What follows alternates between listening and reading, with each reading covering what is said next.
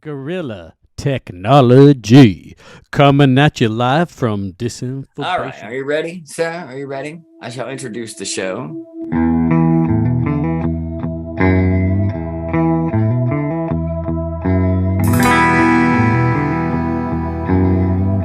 You like it when I share my screen with you, don't you? Mm-hmm. Only if you don't ask first. Oh, sweet child of mine. I like it a lot.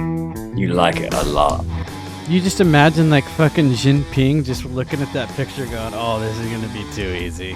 Yeah, no, right. Putin's already looked at the picture and said that.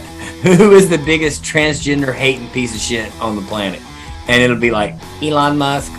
Joe Rogan is close second. And now you are because you retweeted his tweet. What the fuck? How did you know? So I called Trevor Noah a fucktard and I got a week. The fuck? You told Hillary Clinton to die and you only got 17 hours. I'm going to complain. I was like, die already or already die? Kick him out for a week. This isn't fair. This girl is on fire. Yeah. Fucking Zoolander has showed up. You bitches better be fucking terrified, said Zelensky in a statement this morning. And maybe it was. Maybe he's the Manchurian Predator. Somebody call Arnold Schwarzenegger. We need Arnold.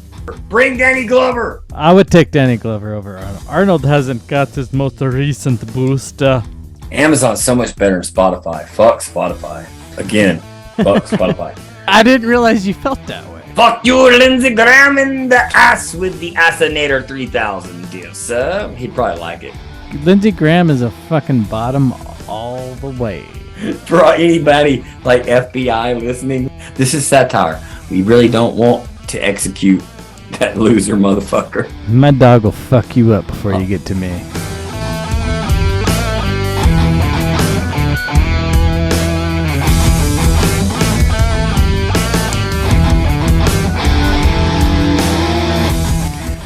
All right, ladies and gentlemen, welcome to the most talked about podcast, Disinfobation, with your host, Dusty. Who's me? And my partner in crime. Ladies and gentlemen, coming to you out of Oregon, he's the rebel without a cause, Kobe! What's up, my man? How's it going? Going well. Hi, everybody. Back in Western Oregon after a little stint in my hometown, and I'm ready to fucking disinfobate all over your faces. He's no longer on the set of Stranger Things.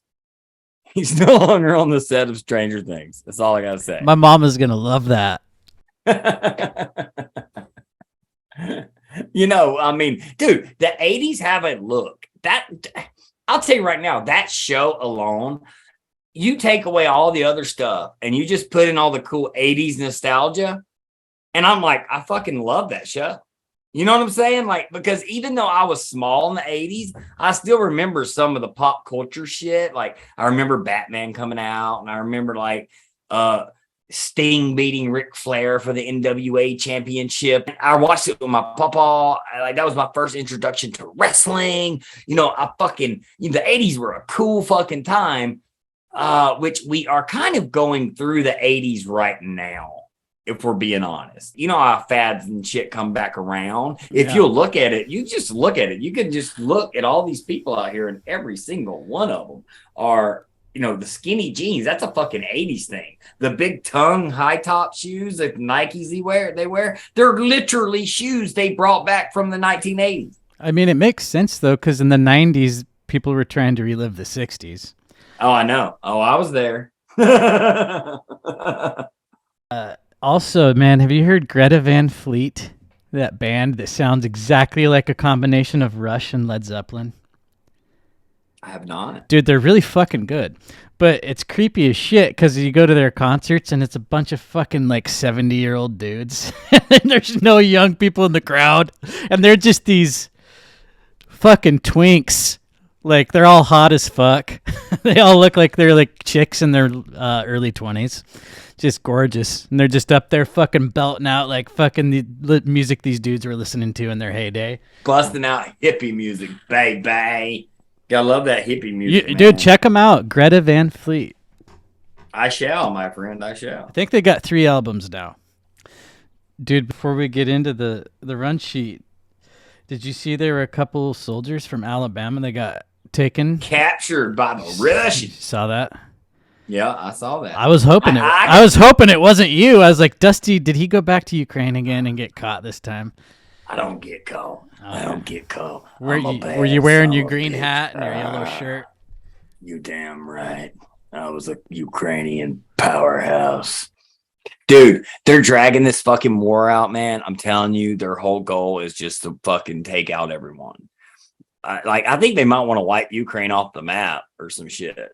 They want it to be, I don't know. You know how we have these areas in the Middle East that are like, we have our bases all there. It's just always conflict, but that's like our money-making spots. I think they want to turn that Ukraine into one of those places. And it's kind of on its way there, really. If you look at it, all the investment we're putting into that place, both as far as money goes, and now Alabamans as well. $60 billion, as we've talked about so many fucking times, that's a lot of goddamn money, bro. Like, Jesus Christ, that's a lot of money. And I know that it's a war, but dude, it's not like we could use that shit over here at all. I'll be honest with you, it's kind of heartbreaking that we allow these kind of things to happen. We just let them do it. Like, and what's sad is we elected the motherfuckers who do it. I didn't. You know what I'm saying? Like, it's just like, fuck. Well, you know what I mean? Like, our society elected. I know. I'm just playing with you. These fucking idiots that don't know what the fuck they're doing. And dude, honestly, I can't really tell you that I don't think we wouldn't be in the exact same position even if Trump won the last election. No, probably. You're right. You're probably right. I don't know, man. I think Trump would have. Go ahead. I was just going to say, I know everybody thinks differently who's on the right, and they're entitled to that opinion. I don't think presidents ever sway what wars we are going to be in or not going to be in. That's just where I stand. Oh, you're damn right about that. Oh, I definitely think Putin would have invaded no matter who the fucking president was. They've been planning this for 7 years, bro. I could be wrong on the fact that I don't know if Trump and them would have been pushing for Ukraine to join NATO. You know what I'm saying? Like, so he might have, and Trump and Putin had this weird respect for one another. Yeah. You know what I'm saying? It's like weird oligarch fucking respect. He had that with Kim Jong-un too. Okay. So I'll be honest with you, man. I'm a deal with the devil kind of guy. You know what I mean? Like, hey, look, if this is going to keep peace, then we got to do this right here to keep peace. Then let's do it. Well, dude, Nixon and Reagan were both hailed as heroes for doing that very thing. Obama also for dealing with Iran. Like, and it wasn't until Trump did it that everybody thought it was that a fucking bad ordeal to like go talk to these people. Like, me personally, goddamn, why have them as our enemies? That's not what has to happen. It doesn't have to be that way. It's not written in the fucking stars. No one says, oh, guess what? Russia and America has to hate each other. You know why? Because we have forever. Get the fuck out of here. Dude, we've been meddling in Russia for fucking ever. All the way back to the fucking overthrow of the Tsar. We helped push that shit, man. Yes. And I agree with what you're saying, but I also have to argue at a certain point because I think it is written into the stars. The way that the whole fucking one world government is set up is to have it look like there's these superpowers fighting each other all the time.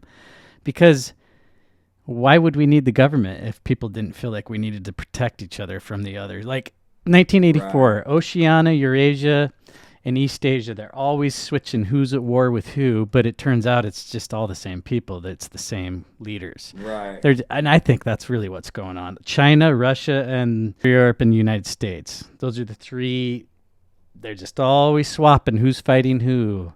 I mean, dude, who's to say that when your kids are our age that it won't be Russia and America fighting China? Could be.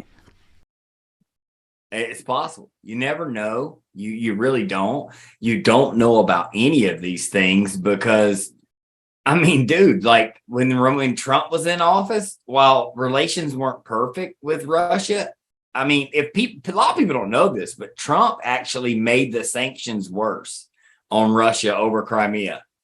A lot of, like, Dave Smith says this. He says that he overcompensated because people were saying he was in bed with Russia, and he was like, "Oh yeah, we'll show you how not in bed I am with Russia." He totally did that, and what was funny is people still accused him of being in bed with Russia, which was hilarious. He's not even smart enough to be in bed with Russia. Honestly, before Trump got elected president, I don't even think Putin saw him on his level. Have you ever seen that video where like Trump was at some kind of Russian thing with all these oligarchs and Putin like ignored him? This is before he was running for president? Before he was president, yeah. This was back a few years ago. And Putin treated him like he was an imbecile. Like he was like, you know, better than him. And then Trump's elected president years later. And it was almost like it was weird. I don't know. I've heard someone explain. I think Whitney Cumming. Is it Whitney Cumming? Whitney Webb.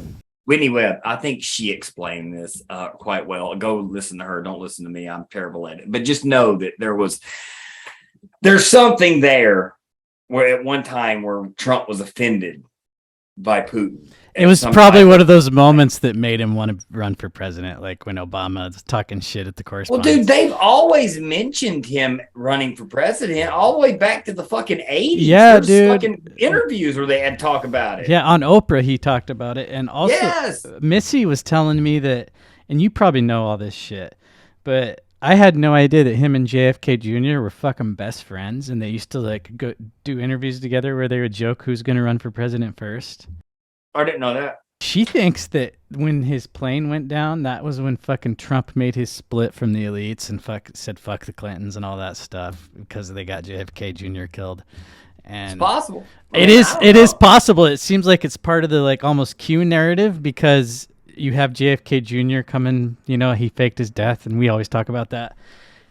I think a lot of that stems from that early relationship that they had. I didn't know about that. I went and looked up some interviews and some videos after I talked to Missy, and it's true. It does make sense because both families are basically fucking royalty. You know what I'm saying? Like, it makes total fucking sense. People hang out with their own kind. And they're both heavy into real estate.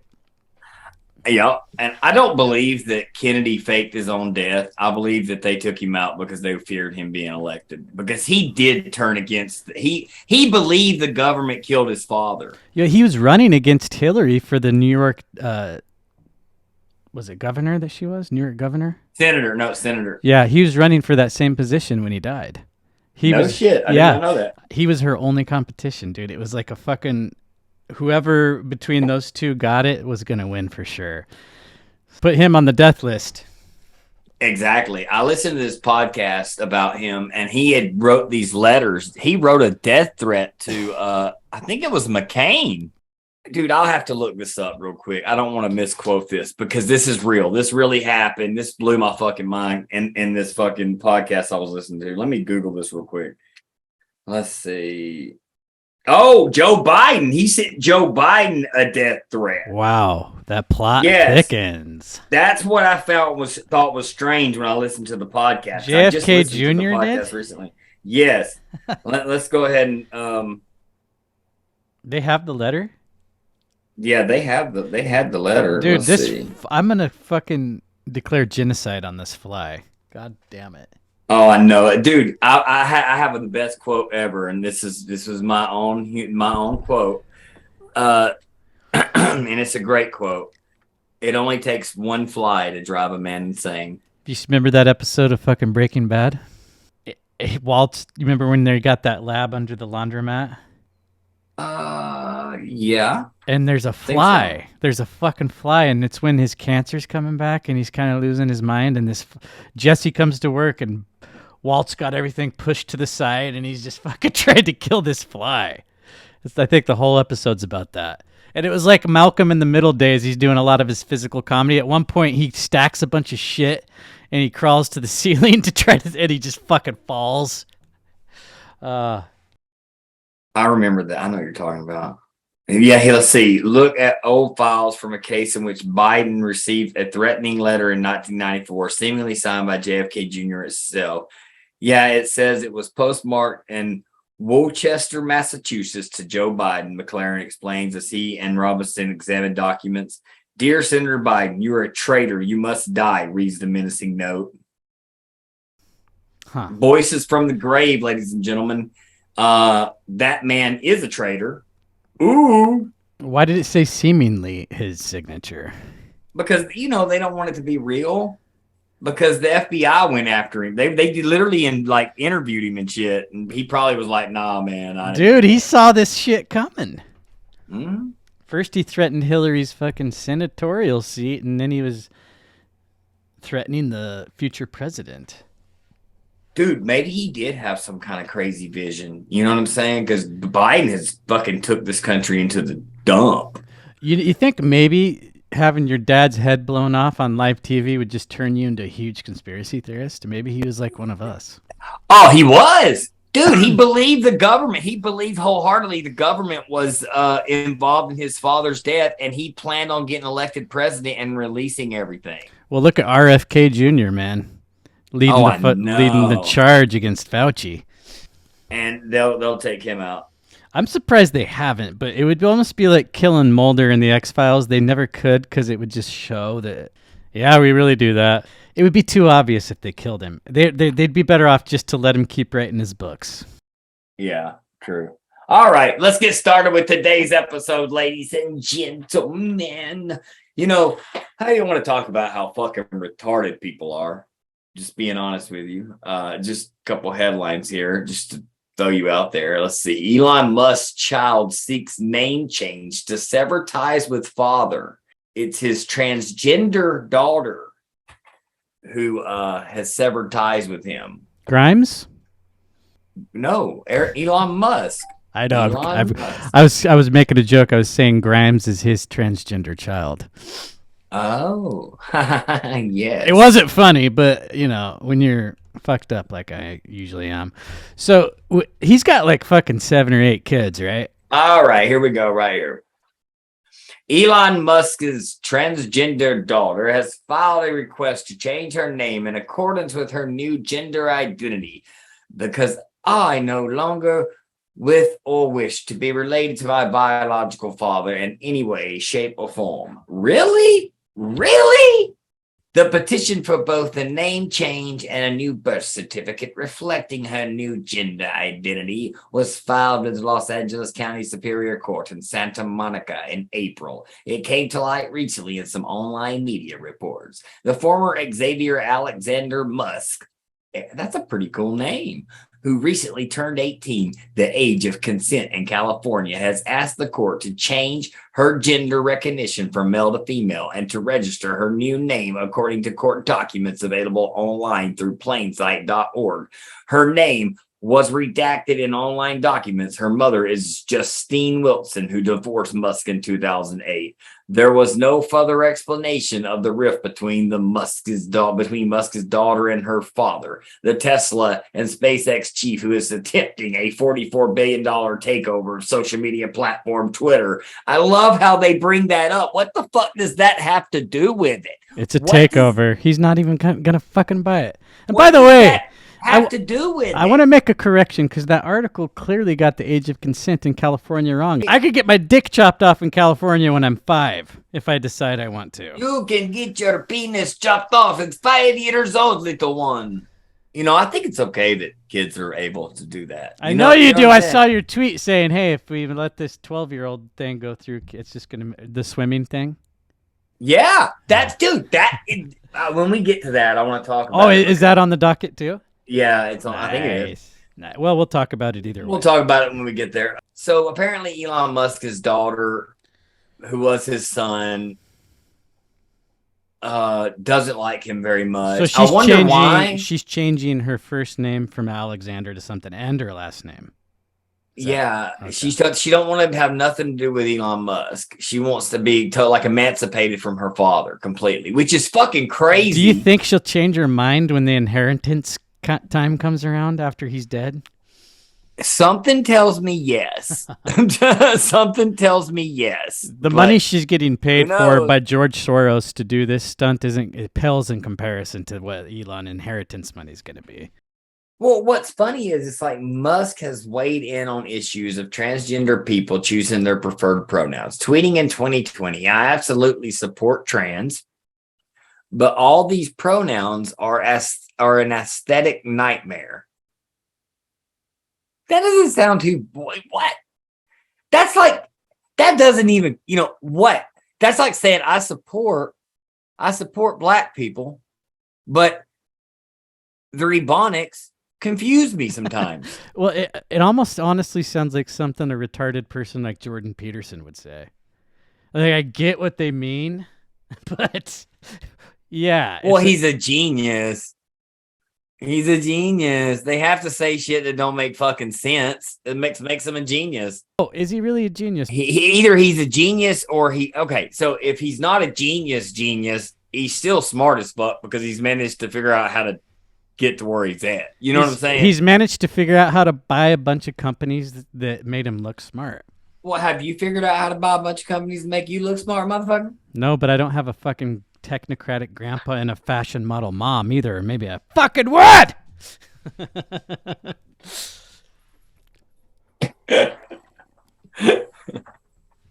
That's neither here nor there. It wasn't in the cards for me.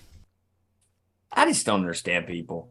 I don't understand. Maybe he sucks. Maybe he's mean to her or something. I don't know. Well, hey, honestly, the timing's kind of convenient. The left has turned on Elon. All of a sudden, he has sexual allegations, and a kid trying to put their distance.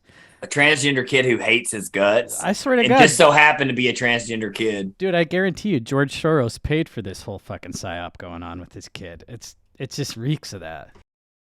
It does just reek of that. It does just reek of that. Remember that, y'all.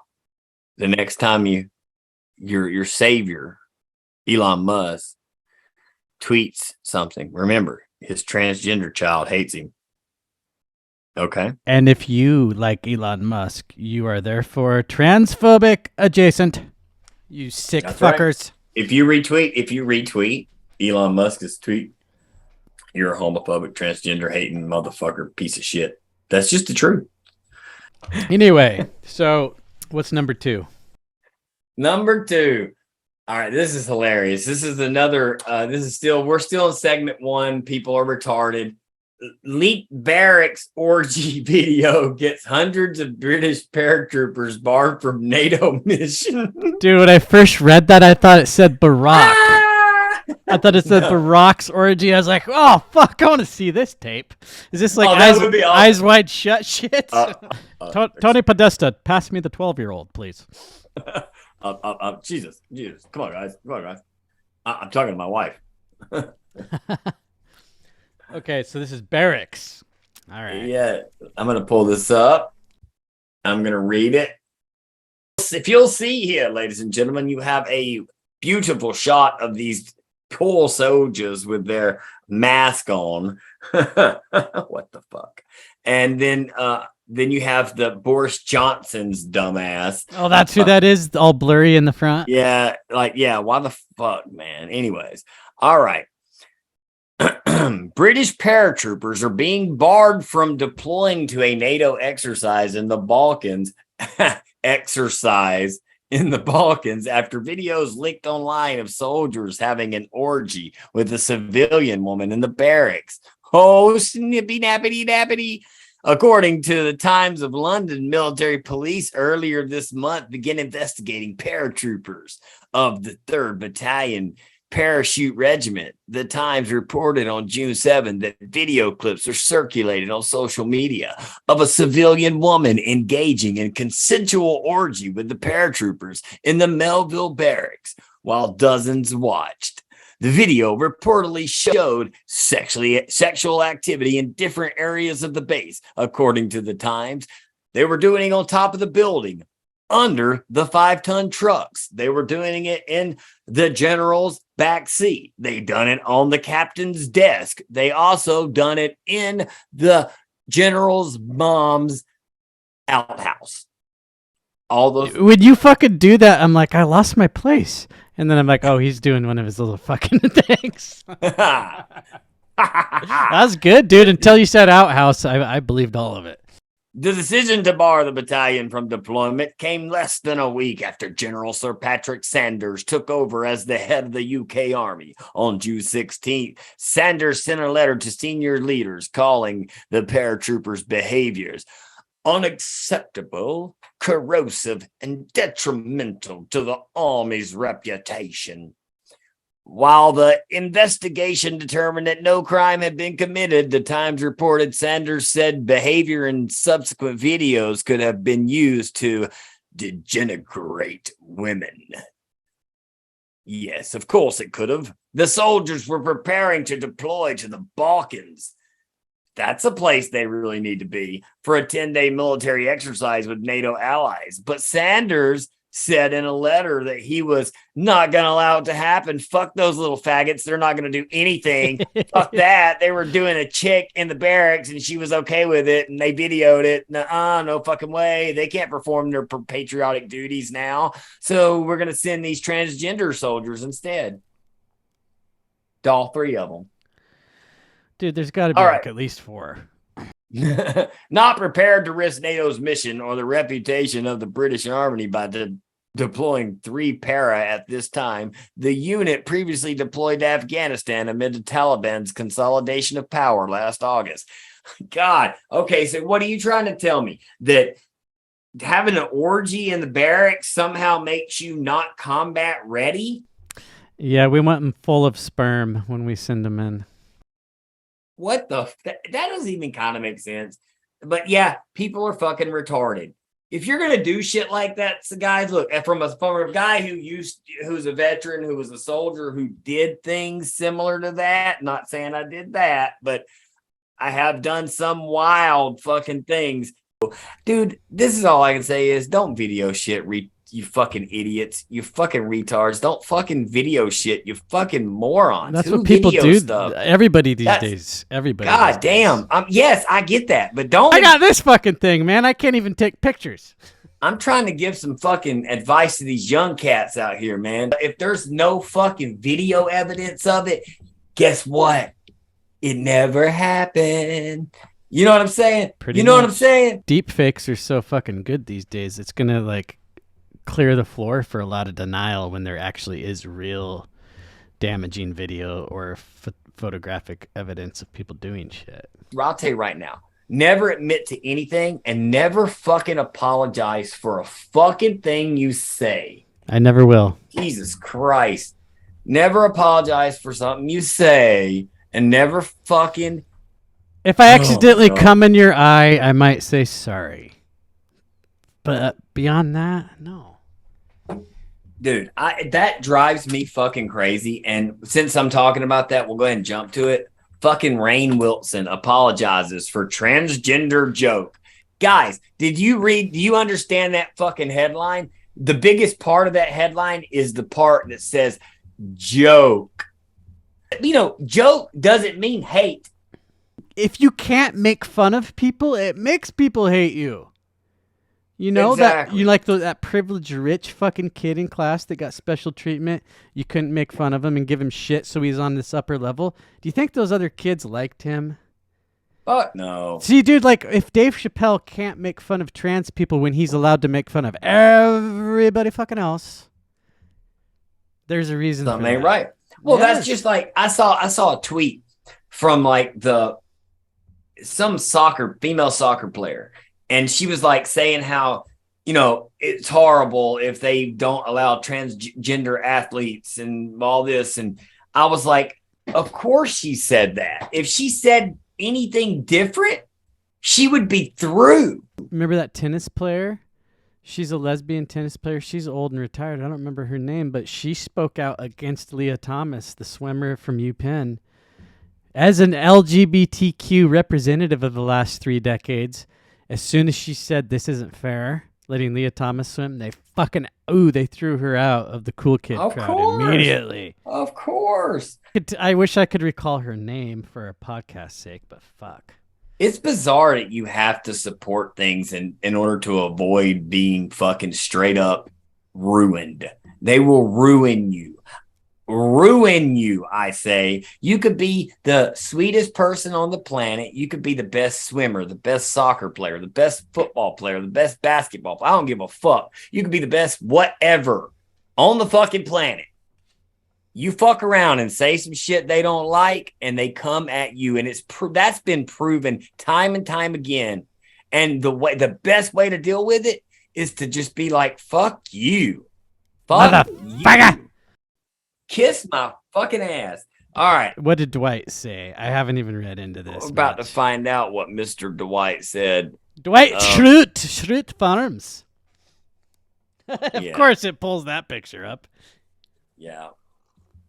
I love that. Look at that young man. Holy shit. He looks like a third grader. All right. Rainn Wilson is known to have many notorious takes, which he tweets out in humorous ways. However, it went terribly wrong when he sent out a tweet to the world, which he clearly shouldn't have. This is an objective article right out the bat. I know. The Office star, who is a complete fucking coward, has decided to apologize for the evil tweet that he sent out. None of that part was real, but Wilson's tweet was a joke in bad taste about the healthcare language for transgender people. His since deleted tweet said deleted by him. Do you know? I guess because it could have been bad about it. Yeah, it matters though. Well, I mean, did he delete it because Twitter made him, or did he just delete it because he's getting pushback? Well, if his bitch ass apologized, then he deleted it because he's getting pushback. His since deleted tweet said that he learned about how you can't say nursing or breastfeeding mother and that there's a different term for it. The Office star then added that he talked to some of his trans friends who educated him educated him better on the issue. So was he just got trans friends on speed dial that hit him up? Hey, look, Rainn, I got that's 3 not how it is. Look, Rainn, that's not... Look, dude, I hate how they use this word. We had to be educated. That sounds like fucking brain programming, brainwashing shit. They had an intervention. They had a transgender intervention. They all sat him down. It was about 10 of his transgender friends. You're not allowed to make fun of us. Okay, Rainn? Rainn, we understand. We understand that you made some mistakes. Rainn. We don't need you to talk right now. But listen, Rainn. Listen, you can't make jokey joke tweets about the trans community. Do you understand me? I'm going to need you to apologize immediately or we will ruin your fucking career. Dude, Dwight Schrute would have made trans jokes if fucking The Office was going on today. You know he would have. I tweeted a mean crack. I was reading that when you were talking. A mean crack. He talks like he's fucking 80 years old. I tweeted a mean crack. Yesterday, Sonny, I tweeted a mean crack about breastfeeding versus chest feeding after speaking with some trans friends and educating myself a bit more. I want to apologize for the tweeter. It was adding to misinformation and meanness. I'm sorry. Dude. Pussy. I didn't respect that guy very much because he's had some ridiculous shit. He defends pedophilia a lot. Oh, really? Does he? I mean, dude, you remember like all those James Gunn tweets and stuff that were creepy as shit about like making jokes about fucking little kids? The guy that directed Guardians of the Galaxy, he got fired. And then he had all these petitioned fans of his that wanted him to get rehired. Disney hired him back. Rainn Wilson has some of those kind of tweets. And you know what, dude? I'm a free speech absolutist. But when you joke around about fucking little kids, and that's okay, but as soon as you get called out for making fun of trans people, I know where your head's at. It's up your fucking ass, Dwight. Yeah, definitely. You fucking pussy. Don't apologize for shit. I want to know what his tweet was. I think it was just right down there. I think you went. No, that was the apology tweet. They're not showing what the mean tweet was. Well, he said it had something to do with chest feeding. Yeah, he made like a joke about. Dude, I'm sure it was so mild and probably not even that funny. Probably not. I'm sure we could find it if we look for it hard. Look for it super hard. It's 2 N's. What a fucking pussy ass name. You know his fucking parents are hippie as shit. Yeah. Our kid's son's name is Rain with 2 N's. Oh, River, that's a beautiful name. That's what it takes, man. You give a heartfelt apology, you suck some dick, and you move on, baby. Someone had to have screenshotted this shit before he took it down. Daily Wire might have it on. Let me grab my tablet. Let's read a different take on it. What did you say? I'm gonna read the Daily Wire's take on it. Okay. I love hearing different takes. Hey! Can you do a decent Ben Shapiro voice? Hello, I'm Ben Shapiro. No, he talked like this. He's like, you got to just go fast, and then pause and then go fast. How about you do it in Ben Shapiro's voice? Actor Rainn Wilson, who played Dwight Schrute on the iconic NBC Coming to the Office, came under fire Wednesday after appearing to joke about politically correct language in social media. These are facts. Facts do not lie. Wilson had tweeted, "Facts do not care about your feelings." Okay, Dusty. Wilson had tweeted. Oh, here it is. They put it. Yeah, Daily Wire would of course put it. Wilson had tweeted, "Till you can no longer say nourishing or breastfeeding mother, you have to say chest feeding person. Just FYI." Oh my God, that's the fucking tweet. How the fuck is that offensive? Holy shit, he's just making an observation. It's not even a joke. Wow. The offending message has been since deleted. Still, he is flooded with hateful messages, prompting an apology. These facts hurt their feelings. Yesterday, I tweeted a mean crack about breastfeeding versus chest feeding after speaking with some trans friends and educating myself a bit more. I want to apologize for the tweet. It was adding to misinformation and meanness. I'm sorry. The actor posted on Twitter. Dude, I can't believe that was the tweet. Oh my fucking God. Oh, dude. So the apology was enough for some fans. Not all of them. Now do something to material.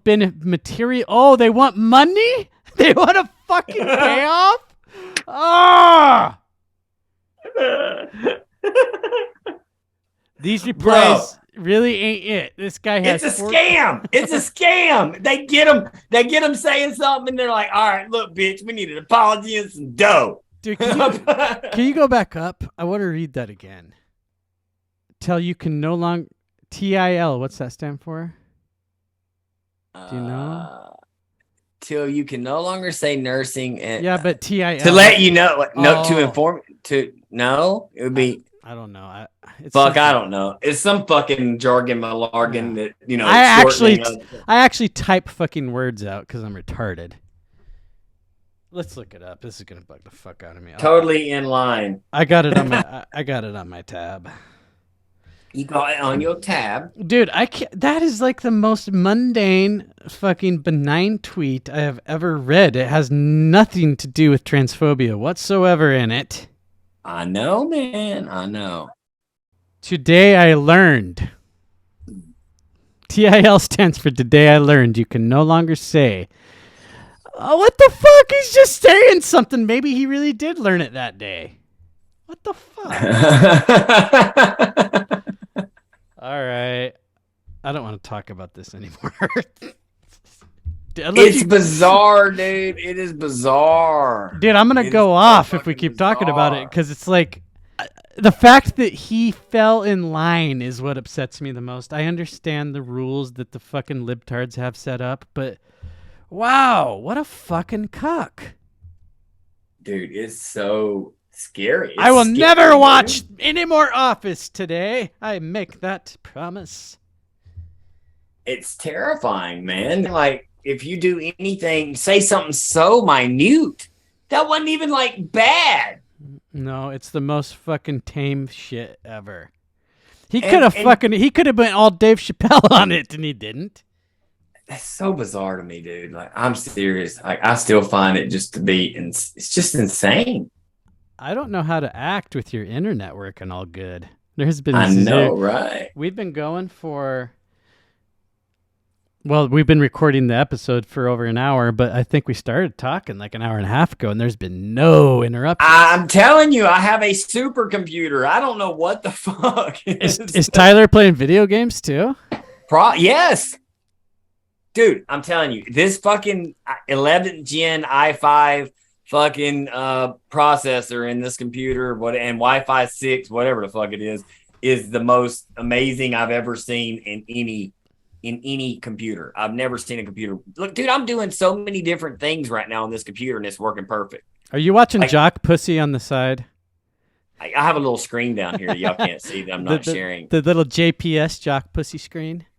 Most definitely. Anyways, yeah, dude, let's move on from this topic. That was totally fucking lame. Dude, Wayne Wilson, dude, why I know you're not listening to this, but... I think he fucking better be, right? But dude, really, man? Dude, find your balls, homie. Find your fucking balls, bro. Like, that's all I can say to you. Don't be a fucking cuck. Be a fucking man. Jesus Michael! Christ. Yeah, no shit. Michael would be so disappointed in you, bro. He would not let you be his successor. Oh, dude, like for real, man. I'm telling you, that is just... Wow, I can't believe they made him apologize, and those fools want money. That was the best part. It was enough for some people, but the other greedy fucks wanted a payout. This motherfucker needs to make a donation. He better make a donation right now, motherfucker. All right. So, have we talked since Biden had a bike wreck? No, dude, that happened the day I drove home.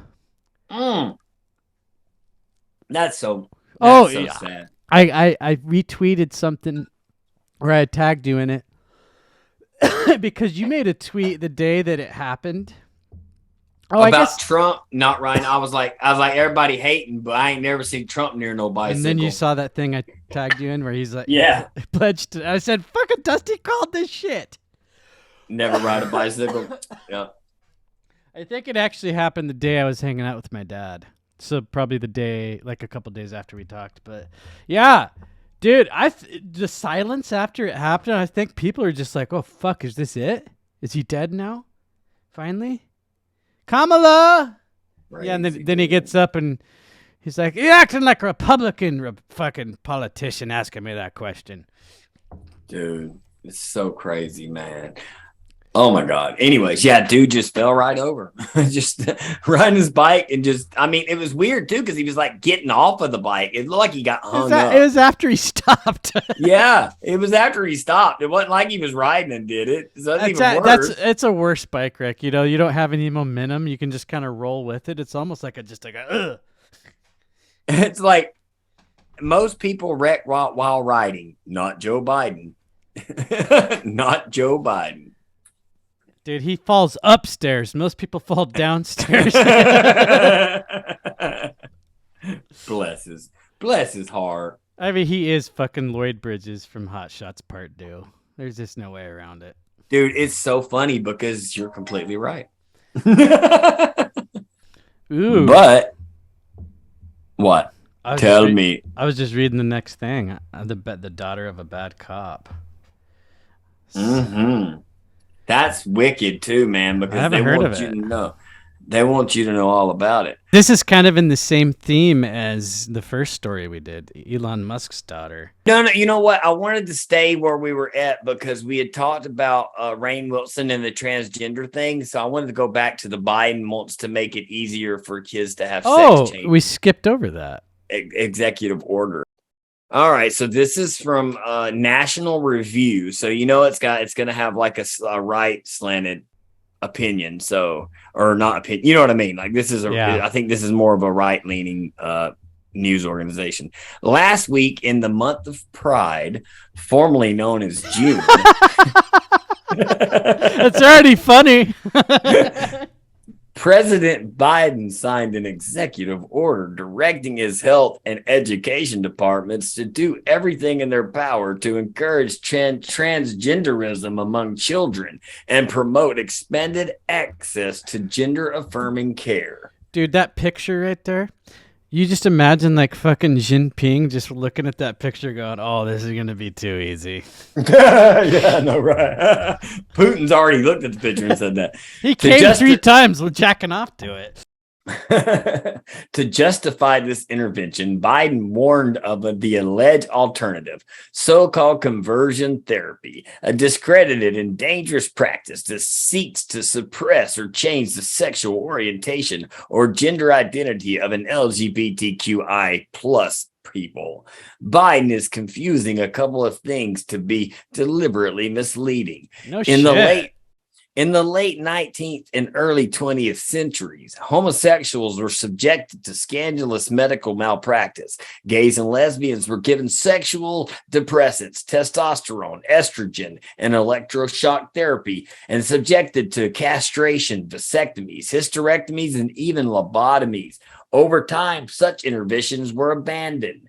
By the latter half of the 20th century, the medicalization of homosexuality had ceased altogether, culminating in the American Psychiatric Association removal of it from the Diagnostic and Statistical Manual of Mental Disorders in 1973.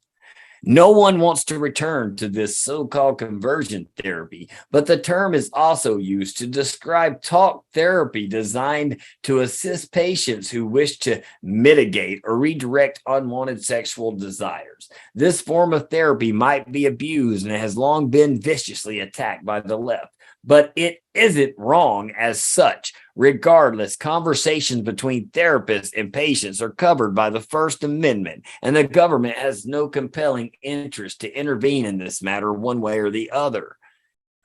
Okay, finally, the phrase conversion therapy has now, for ideological purposes, been widened to include therapies designed to help gender distressed patients feel more comfortable with their sex. This repurposing of the term, they're like fucking, dude. They're like talking opposite, you know?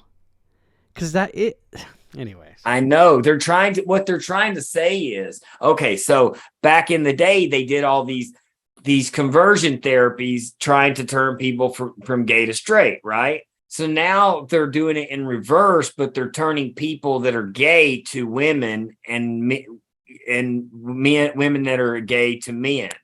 It's like a reverse conversion type thing. Yeah, that's why a lot of gay people don't like the fucking gender reaffirming children shit, because they're like, you know what? I'm a lesbian, and when I was a little girl, they would have turned me into a man.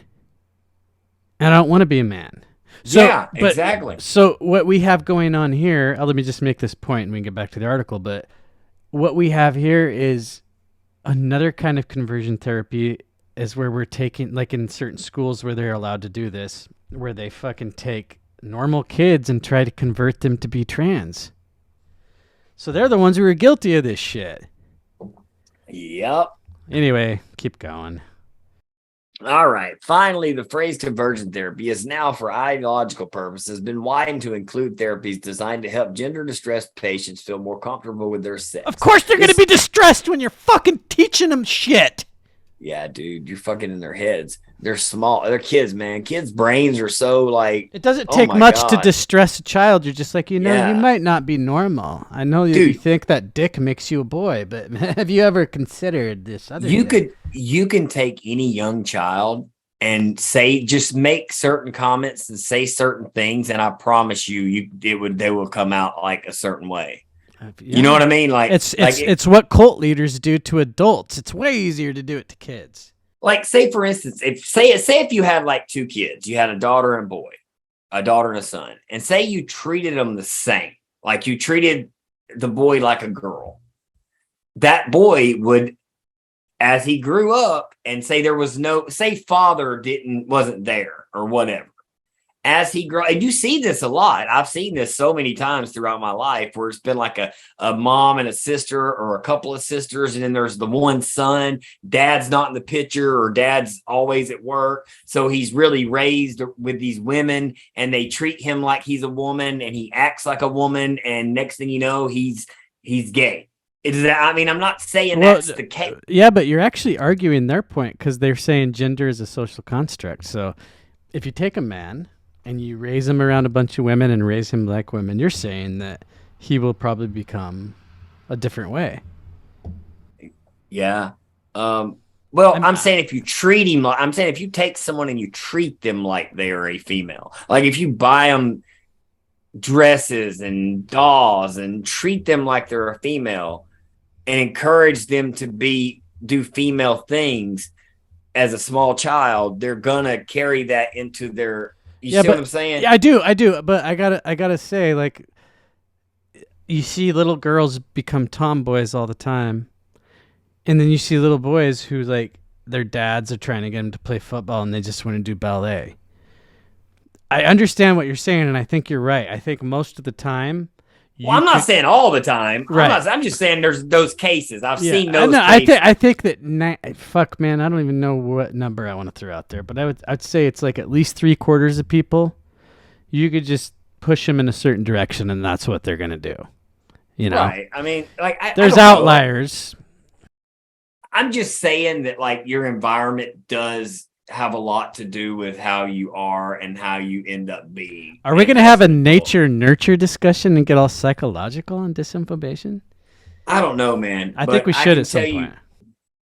I can tell you right now, in a 2-parent household, I'm still working on it because my kids aren't completely grown, but I have a 16-year-old and a 14-year-old. And I'll tell you right now, I didn't have a 2-parent household.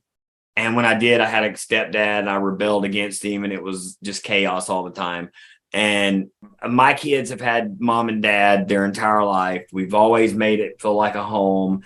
It's family, you know what I'm saying? Yeah. And like, my boys make straight A's. When I was their age, shit, I was in summer school every year. I was doing all kinds of dumb shit, getting in trouble. You know what I mean? Like, my boys are completely different than I was at that age. And I think it's a lot to do with the fact that they've had 2 parents. Yeah. They've had a stern father figure in their life, their entire life. Stern as fuck. Oh, I'm like, I can be a dick. Dude, I'd let you be my daddy. And you wouldn't like it. I yell a lot. I'm a sadist. I'm like, the hell's wrong with you, boy? Yeah, but you guys are buddies, except for when you're disciplining him. That's how. That's how dad's supposed to be. You're supposed to, like, we're homies. When the dad fucking when a good dad lays down the line, and you know, you fucking snap into gear. Yeah, a lot of people that don't have dads, dude. They turn out to be fucktards. Look at Barack Obama, for fuck's sake. Right. My brothers, dude, they got, you know, and I'm not saying they turned out bad. One of them turned out really, really bad, and both of them are doing good. Now my other 2 brothers are doing great, but it was a long, hard road for, especially my younger brothers. My older brother's always been a hard worker, but he always gets himself in dumbass situations. You find, like, if you were to line up 10 chicks and tell him nothing about them, he would go and pick one, and she would be the crazy bitch on the planet. I used to have that disease. I mean, he is like the professional of picking crazy bitches. I mean, like, dude, I'm serious. You could blindfold me, spin him around 10 times, and say, "Go pick the crazy bitch." Pin the tail on the crazy bitch. He'd pick her every fucking time. Yeah. Anyways, but yeah, they had a long, hard road, and it was hard for me. Like, I had to, dude. If it wasn't for the Army, I probably wouldn't have grown. I mean, because, like, I'll be honest with you, I didn't like have any type of father figure when in my teenage years that was really like a positive role model. You know what I'm saying? Like, I kind of just was on my own, doing my own thing, trying to learn on my own, which wasn't easy. You know what I'm saying? Like, I was learning from guys a little bit older than me, which is not a good thing. And it was kind of left to my own devices. But with my sons, I talk to my sons. We hang out. They don't have a problem telling me certain things that I would have gave anything if I'd have had my dad around to let me talk to him when I was that age. But you know what? Hey, it's whatever. All I'm saying is I know for a fact that if you want to use my kids as examples, and I have other friends who grew up in single parent households who done the same as I have. They have a 2-parent household and they've been married for a long period of time, and it's the same result. You know what I'm saying? And then you do also have those parents that are very good co-parents. We got friends or acquaintances around here that are divorced, but they're really good co-parents. They're part of their child's life. And that's good. That's fine. It's when you have a completely absent father. That's when you're just destined to have some issues. You know what I'm saying? You're destined to have some issues. You're more likely to stray down the wrong path. And that's just the truth. Yeah. No matter how you look at it. Well, that's why they want to get rid of the nuclear family, so they can easily manipulate and have the state be the main influence over the kids. I mean, you know, like in the black community, the welfare shit, you don't get the fucking welfare package if you have a man living in the house. They like incentivize single fucking parent households so you can get that fucking check from the government. Yep. Should we get back to this article? Yeah, you're exactly right. Unless you have another point. No, I was just saying, I just feel like, it's a lot to do with, it is, man. It's a lot to do with like a 2-parent household, or a father that's not completely absent. You know what I mean? Like, you got to be there. I mean, even if you're stressed out and tired and don't feel like this or don't feel like that. Like, I had work to do today, and I'm not trying to sound like the best dad ever, but my daughter had gotten a new float for the pool. And that fucking swimming pool is the bane of your existence. I know. She didn't get to use it yesterday because she had a birthday party to go to that dad took her to. And then she had to go to Bible school, and then it was too late to swim, and she had been at daycare all day with my wife, and she was so brokenhearted she didn't get to swim and use her little boat. So I kept her home from daycare today, even though I had so much work that I needed to do, and I let her start swimming at like 9:15 this morning. You might not be the best dad on the planet, but you do have to be.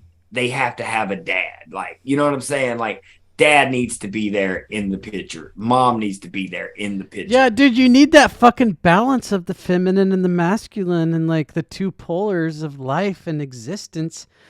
Or even like a mom and a dad and a dad. Yeah, I mean, you're going to have that same. You're going to have those polars with them. Notice anyway. I didn't say mom and dad. I said masculine and feminine. Like, yeah, because usually when gay people couple up, they have that balance. Yeah, exactly. Me and my sons were talking about the other day, and we were talking about how like usually it's like you have a masculine, you have more feminine, and not always. We're not stereo. I don't want to stereo. Well, you fucking should. I've seen some totally straight ass dudes that were, they look. You would never know. You never know in a million years. Yeah, but maybe they married like straight butch women. Let's get back to this article. Yeah, let's get back to this fucking article. I don't remember what we're talking. Oh, conversion therapy. One argument critics have traditionally made against trying to change a person's sexual orientation through therapy is that doing such a thing is impossible. But the same people won't apply their own logic to sex. We know with certainty that people are either male or female, born that way. Indeed, the methods of gender affirmative care resemble the old conversion therapy, experimental drugs and surgeries. Check sterilization and sexual dysfunction. Check. Biden's intervention comes as elements of the mainstream are beginning to acknowledge that all this might be a mistake, or at least that there's a debate over it. Even the New York Times, after years of ignoring skeptics of transgender orthodoxy, has published a piece acknowledging that gender affirmation isn't quite the medical consensus it was made out to be after all. I just sound like I couldn't read. Rather than, I need to use it. Rather than heed such doubts, Biden has doubled down. He promises to take steps to advance the barriers of exclusionary policies throughout the states. He is referring to laws such as Florida's move against medicalized gender transitions for minors and Governor Ron DeSantis' ban of Medicaid coverage for transgender treatments such as cross-sex hormones, breast removal, and genital surgery. Never mind that Obama-Biden administration concluded in 2016 that the quality of strength of evidence for gender reassignment treatment were low, and there is not enough evidence to determine whether gender reassignment surgery improves health outcomes for Medicare beneficiaries with gender dysphoria. Biden has once again allied himself with his side's radical culture warriors in this case, the service of trans fad that if there's any justice will come to be regarded as just as foolish and unwanted as the long abandoned practices that Biden used as a foil last week. Wow, what a view this guy has. And I'm going to say, I don't know if he's wrong or right. I do feel like maybe, I don't think you should be doing children, anybody under 18, maybe 16. I don't think you should be doing children under that age either. Yeah. Oh, there you go. Yeah. Unless you live in New Jersey. I just find it, just very strange that, like Biden, he's like pushing this. But for minors. And then we talk about that the thing where the swimming, they banned, they celebrate that, like they banned transgender before the age of 12. If you hadn't transitioned before the age of 12, you can't compete in swimming, right? That's just going to give more of a reason for them parents to be like, well, I got to get my kid transitioned now because they won't be able to do sports. What if they're really good at swimming? I better give them hormones. I mean, I'm just saying. No, seriously though, parents think like that. I know what you're saying. I'm telling you. I know. I get it, dude. And I honestly hadn't thought of it like that until I read your tweet earlier today. But I see. I totally get it. My little boy thinks he's a girl and he loves softball. We have to get him transition before 12 so he can play softball with the girls. Because he's going to be pro. I mean, I'm just saying. No, that's how fucking parents think, though. It really is. That's how they think. He's been wearing dresses for a year, so he's got to be. And he hit 5 home runs. Yeah. I say we just go ahead and whack it off now. Yep. Just in case in college he wants to play softball. My mom and I watched that Bill Maher rant that you were telling me about. Yeah. Or he's like, yeah, being a kid's weird, but there's got to be another answer besides hand me the dick saw. He had so many good one-liners in there, but that one was my favorite. You know what I think I'm starting to like about him is he's starting to go after both sides. Well, dude, he's always done that, but so he's always been aligned with the left. That just goes to show you how far the left has swung. Because they're making him look alt-right. Him and Jimmy Dore these days look like they're fucking alt-right. Well, yeah, of course. He was the first one that was like, what the fuck? I got vaccinated and I got COVID? What a bunch of horse shit. Right, he was one of the first ones that was like on that train. And I did appreciate that. I disagree with about 75% of everything he says. But when he's right, he's fucking right hard. You're exactly right about him, about that. His rightness. You're exactly right. And his correctness too. When he's right on the money, baby. So yeah, Biden, it's just weird. I think it's weird that he's pushing this so hard. There has to be investment in the medical field for this because it's all about money. We all know that. We've talked about this many, many times. It's not about, oh, we've got to get these poor kids transitioned before the age of 12 so they can play sports. These stupid fucking parents will pay for this. They're fucking stupid. These are the same fucking parents who raise the generation that eats Tide Pods. So, yeah, we got them. Good point. Tide Pod Challenge. These are the same people that we've gotten to take 4 vaccines that doesn't work. And they'll take 5 and 6 and 7. These are the fucking idiots. So, that's it. Totally. Let's go ahead and get them to transition their children because their son's been caught wearing mommy's bra. That used to mean that you were going to fucking chop ladies up. Silence of the Lambs style. Ah, the good old days. You were just going to be a serial killer. Back when dressing like a woman meant you were going to be a serial killer. Goodbye, horses. What's next, man?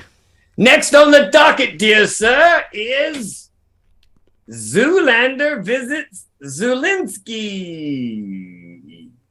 I'm excited about this one. My brother, dude, when he was younger and he shaved, he looked like Ben Stiller quite a bit. Did he now? He had braces in high school, so when we saw There's Something About Mary and Ben Stiller goes to the prom, all braces out.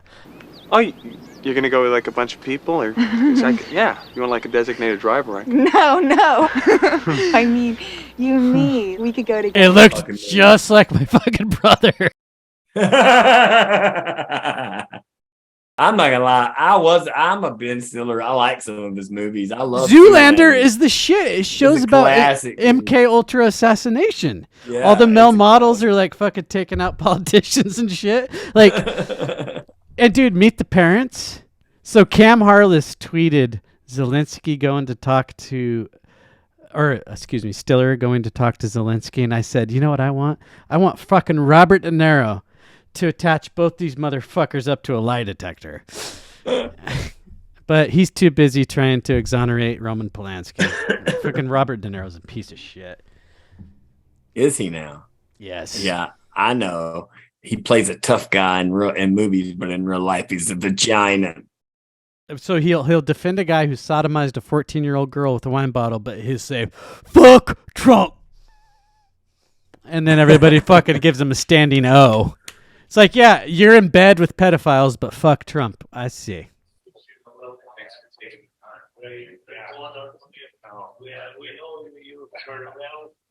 It's a great honor for me. It's really wonderful. You're my hero. Right? Yes. No. As you quit a great acting career. Not so great. No, but pretty great. But what you've done, the way that you've rallied the country, to the world, it's really inspiring. So it's too much for me. It's too much for me too. Actually going on here, if you haven't been here, we were talking about just the actual impact of coming here. I just was in Irvine this morning. Where you were Irvine with me. He looks so serious. So you saw that was so level of disruption. When you see it on television, it's exactly what you're saying. You see it on TV, you see it on social media. It's something else to actually see it and feel it. What the fuck is that? So did Matthew McConaughey and Ben Stiller get caught running a train on the same fucking animal or child or whatever they got caught doing? Because what the fuck is he getting involved in this for? Wow, that's so weird. Why are these celebrities? That's so weird, dude. I gotta go pee again, but I'm gonna contemplate this while I pee and come back and talk about it. I'll be right back. All right, I'll do the same. Think about that too. Ow! Actor and humanitarian envoy Ben Stiller met in Ukraine with refugees and. All right, I gotta interrupt you for a second. They called Ben Stiller a humanitarian envoy in the first. Humanitarian envoy Ben All right. Stiller, dear sir. Go on. Sorry, I just had to make sure that was what I saw. Met in Ukraine. The country is being destroyed as we speak. Bombarded with missiles from Russia. People dying in the streets. But Ben Stiller was able to go there and meet with President Vladimir Zelensky on Monday as part of his visit to the region on World Refugee Day. That's weird. Kind of a weird holiday to have. I wonder, it's kind of weird because you know how many refugees we've created? 0. They're all created by Putin. They're Putin's refugees. No, yeah, true. Yeah, the Iraqi refugees, the Afghan. The Americans only take refugees in. We never create them. How dare you would suggest otherwise, sir? We create them and then we take them in. We hardly take any, but I knew a shitload of Somalians in Minnesota. Anyways, yeah, we've created quite the refugee crisis over the years, I assure you. Everything from Syria. America and hurricanes, the two number one causes of fucking refugees right You there. ain't lying. Man, we're the biggest hurricane of them all. I was going to put America above hurricanes, but we are one and the same. Dude, we basically started the civil war in fucking Syria. We backed the fucking rebels who turned out to be ISIS. So we literally destroyed an entire country. We also used CIA fucking confiscated gas from Saudi Arabia to fucking gas them and then said it was, what was that guy's name? Assad. Tulsi Gabbard went and sucked his dick. Yeah. I'll cut that part out. I love you, Tulsi. Yeah. If you ever speak ill of Tulsi Gabbard, you hear me, you son of a bitch? That'll be my one for this show. I'll come over there at Oregon and I'll pull out my dick and I'll slap you right across your nose with it, boy. Fuck you, Tulsi. Oh my God, I can't believe you said that. Like, oh my God, you're such a high schooler. Fucking asshole. I just want you to come slap my nose with your dick. I would say anything to get you to do that. All right, so look over here. This is what we're going to talk about. Mr. Zelensky. Mr. Zelensky and Mr. Stiller. See, they had a conversation, all right? They had a conversation together. They sat down at a table. They had some spaghetti, you know? They talked about some spaghetti. They talked about it was traditional Jewish spaghetti, if you know what I'm saying over here. Hate speech. And they talked about what Jewish spaghetti is hate speech. Well, you told me Jewish Nazis is hate speech. I just think Jewish anything. Possibly. Okay, so real Italian spaghetti. So it was Italian spaghetti. I'm not cutting that part out. What? Because I want Jewish people to eat spaghetti. I'm all about Jewish people eating spaghetti. In fact, I am part of the Jewish spaghetti eating movement. Me too. Mussolini. I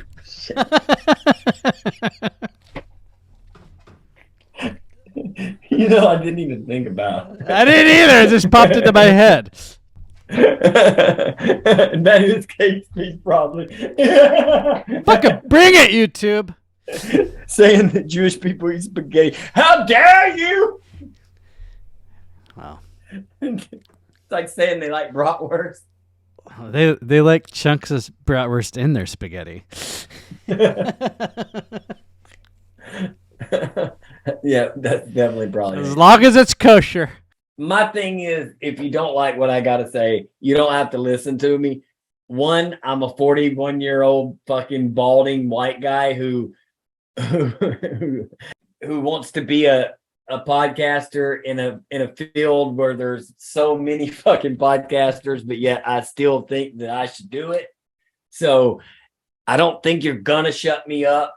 So we got the balls to make fun of anybody, you can try, including Jews and trans people. You guys aren't fucking safe from getting disinfobated on. Sorry, nobody is, and that's nobody. I don't like white people either. Dude, white people are the fucking worst. And I don't want to sound woke, but what do we got? Square dancing, country music, motherfucker. Hey, my brother asked you about Hank 3, and he was quite disappointed that you weren't a fan.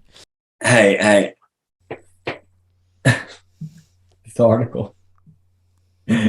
So Ben Stiller. Oh, let's get back. So Ben Stiller, not the guy who played in I don't know, Tropic Thunder or whatever, or I don't know, maybe a serious movie. Maybe I don't know. But no, Stiller, the Zoolander star. That's what they say. That's They're like trying to make it. This is WAPO too that wrote this article. Yeah. I know, Goodwill man. Ambassador for the UN Refugee Agency. He got canceled for fucking Tropic Thunder. They didn't even come after Robert Downey Jr. for blackface, which That was fucking hilarious. The they best came movie ever. they came after him for playing a fucking retarded guy. Happy Jack. Yeah. Dude, there was Never go like full retard. there's 20 minutes of Happy Jack footage that they cut out of the movie because the test audience fucking hated it. And then when they released that movie, nobody came after Robert Downey Jr. If that was released 5 years later, though, he would have been fucked. Dude, that part he played. Oh my God. I'm a dude playing a dude of another. Dude, that movie's so good. Everything about Yeah, I know. It's so great. It's even got Matthew McConaughey in it. All right. All right. Yeah, and there's a bunch of big guns and explosions too. All right. So thank God Zoolander went and visited. Oh, look. He was in leave meeting with refugees Goodwill Ambassador Ben Stiller, who brings much needed attention to humanitarian needs during the largest and fastest humanitarian crisis in recent memory. It's because we're making it the largest and fastest humanitarian crisis in recent history, because we're literally giving these people who don't have the means to take on such a large military force, and the military force that's taking them on is literally treating them like a cat treats a mouse once he's caught the mouse. The mouse is wounded, and he's just like slapping at the mouse, taking inch of its life away until the mouse is no more. And we're just prolonging that. That's all we're doing. And Zelensky's unwillingness to negotiate is prolonging this. I mean, come on, man. You want to stop the war? There's certain areas that want to leave Ukraine. These people have asked to leave Ukraine. Allow them to leave Ukraine. I'm pretty sure that this is one thing that we've talked about in every single one of our episodes. We probably will continue to do it. It's such an obvious shit show. Let's see. Stiller marveled to fellow actor Zelensky, who played Ukraine's president on a television before becoming the country's real-life leader. This is Washington Post? Yeah. I like the way that they're about wording the this. way that you've rallied the country, the world, he added. You quit a great acting career for this. Zelensky's surprised. Not so great as you. So I want to ask you this. Do you see the picture of him talking to the ambassador chick? Yeah. Do you think he hit it? I was thinking that as soon as you showed it earlier. Dude, I think they've already fucked before this picture was taken. Yeah, probably. Yeah, he probably hit Look it. at the way they're looking at each other. He's like, dude, it's been like 16 hours since I saw my wife. Can we fuck? I know, right? He's got her naked with his eyes. You can see he's looking right through her clothes. That's like, Bryce. Literally. That's Bryce Dennis right there, everybody. He's looking into her soul. He's like, dude, I got 3 inches deep in you already. All right, let's see. Dusty, he stole your backdrop again. I know, right? Motherfucker. Stiller had earlier visited with Ukraine refugees in Poland, which had taken in more than 1 million Ukrainians who were forced to flee their homes because of the war. He said he aimed there was to stand in solidarity with the refugees there and worldwide, and to bring more attention to the humanitarian situation in Ukraine. Again, more refugees that we are partially responsible for creating, if not completely responsible for creating, because we broke our promise of not extending NATO past West Germany. Right. Okay, so moving on. Can I close out with an observation? I'm way more disappointed about Ben Stiller than I am Rainn Wilson. I love Ben Stiller's work, man. He's done a lot more for me than Rainn Wilson. Look. I don't know what's going on over there. Like, I'm not there. You know what I'm saying? But like, there's pictures looks like it's been bad. I never told you what Alex Stein said, because we started talking about Alex Stein and we just went off on a tangent. But go ahead. So he tweeted, "Why doesn't Ben Stiller go to Chicago, or what's the really bad part of LA? It's got a name. Skid Row." Yeah, he said, "Why doesn't he go to Skid Row or LA?" And I tweeted to him, I said, "'Cause Alex, those are actual war zones. He's more comfortable on a fucking movie set." Like, yeah. Dude, if this was what you were just saying, you don't know what's going on over there. I know what's not going on over there because they send Pelosi, they send Kamala, they send Boris Johnson. There's not a war, man. They don't go to Skid Row because they're afraid of getting shot. Dude, like he's walking down this street right here with this bombed out building that looks totally photoshopped, by the way. Look at how at ease that's probably a fucking green screen. So tell me this though. If a bomb has hit that building before, you know what I'm saying? Yeah. He could hit it again. But it didn't. And this really dude's hit it. walking by like, la la la, look at this stroll I'm taking. I'm walking down the street. I'm going to see something fun and something neat. I'm in a war zone. I'm gonna die. But you know what? I'm one hell of a guy. I play Zoolander and I was quite the scander and I made everybody laugh. But you know what? Now I'm here in Ukraine. Somebody drop a bomb already. Ah! We'll drop a bomb, all right. Zoolander 2. Oh, dang, that wasn't terrible. Yeah, I don't But trust your it didn't need taste. to happen. Sure as You know fuck, what I'm saying? sure as fuck didn't need to happen. Zoolander itself didn't have any business making it, and it did. You don't make a sequel.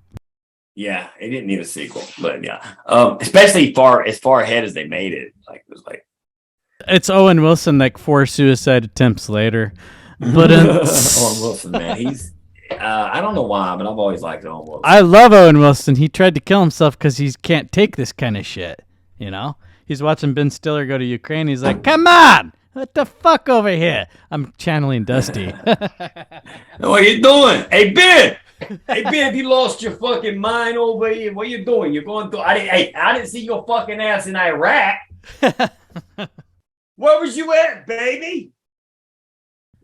All right, Ben Stiller. You, sir, or is the douche of the week. All right. Moving on. What's it like to be daughter of a bad cop who killed a black man while on duty? We're about to find out. One woman is speaking out about being the daughter of a bad cop who abused his power while on the job and was involved in a 1992 murder case.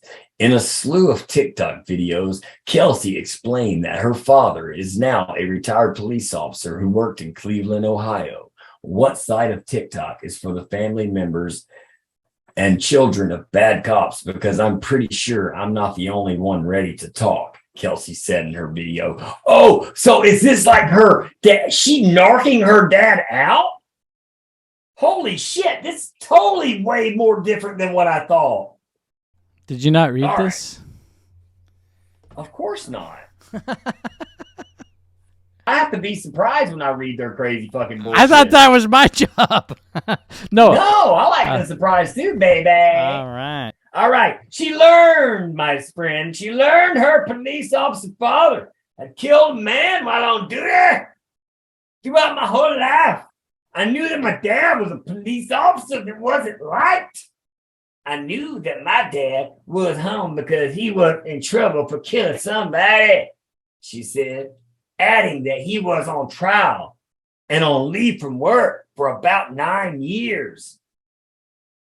When her father was accused of killing someone while in the line of duty, Kelsey had only been a year old. However, she remembered everything, every second of her evil father. She was also trans and wanted to change her sexuality. At one. However, while growing up, the story of the incident involving her father and the person who he had killed changed many times. I spent the last 2 years of my life asking a lot of questions, including to her father. She continued, noting that she hasn't spoken to her dad in 2 years.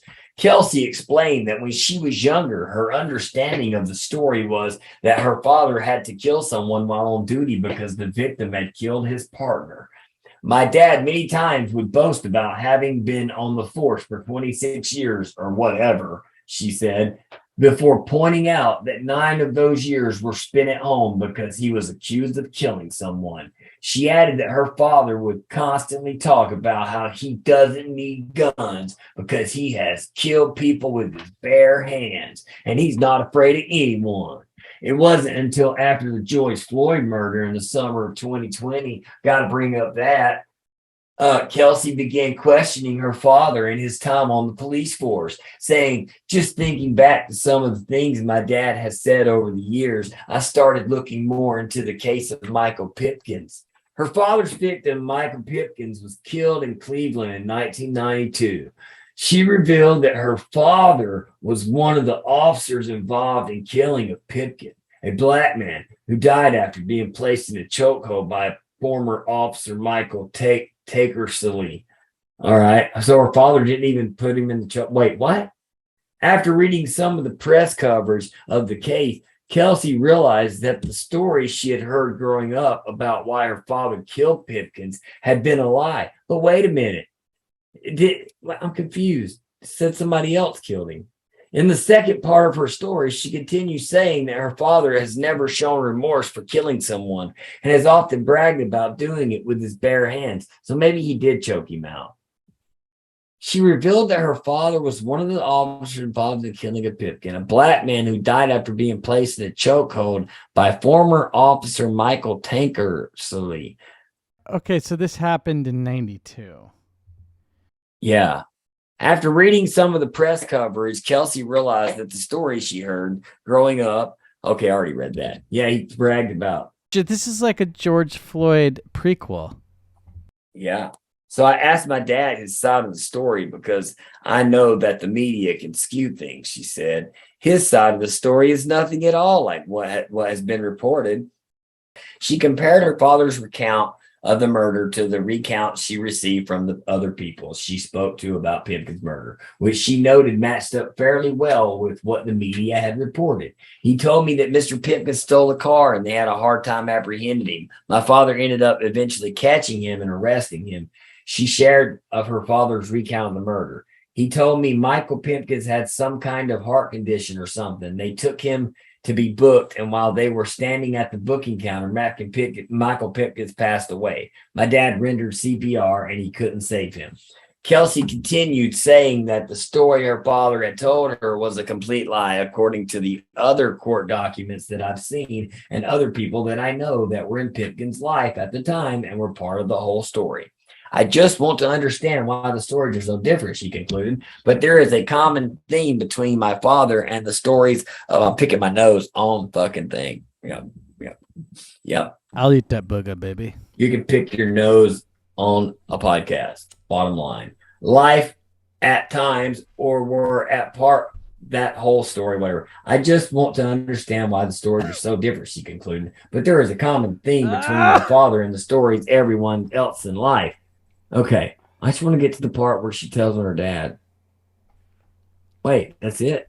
I think So- that her. I think But this that is confusing because it doesn't sound like. no, it's just her journey of realizing that it might not be the way she was told. That's fucking totally a misleading headline. Yeah, very strange. And obviously he was found not guilty. You could choke black people back then. No one gave a fuck. Yeah. It's not cool. I don't think it's cool at all. I just find it weird that it said the way it reads is it sounds like another guy killed him. Her father was just there. Yeah, but But I mean, I guess if you don't stop it and you watch it happen, I don't know. unless it's Uvalde, Texas. But I'll tell you right now, bro, cops don't give a fuck. I know they make this whole deal about, killing dare unarmed you. black men, but I have seen videos. There's a video of a guy who's a white guy who was in a fucking hotel. I think it's like Arizona. He's crawling down the Yeah. hallway and his pants are Yes. he keeps pulling up his pants and they shoot him. And that fucking guy that shot him was a psychopathic motherfucker. Yes. Fuck yes, dude. That did not make the And it didn't even news. make a fucking blip, dude. It made local news. None of them got charged either. If that guy in the hallway was black, we'd still be talking about it today. You goddamn right they would be. But I'm gonna tell you right now, I've been choked out by a cop before, dude, and they're not gentle. Were you fucking his daughter? No, I was drunk and disorderly. Yeah, and blacked out. You know what, man? If I was gonna choke someone out, I wouldn't be gentle about it either. Yeah, I kind of liked it. But yeah, I woke up hogtied the next morning in a police cell, handcuffed behind my back and my feet with a chain that reached to my feet. It was pretty dope. Did you have a morning wood?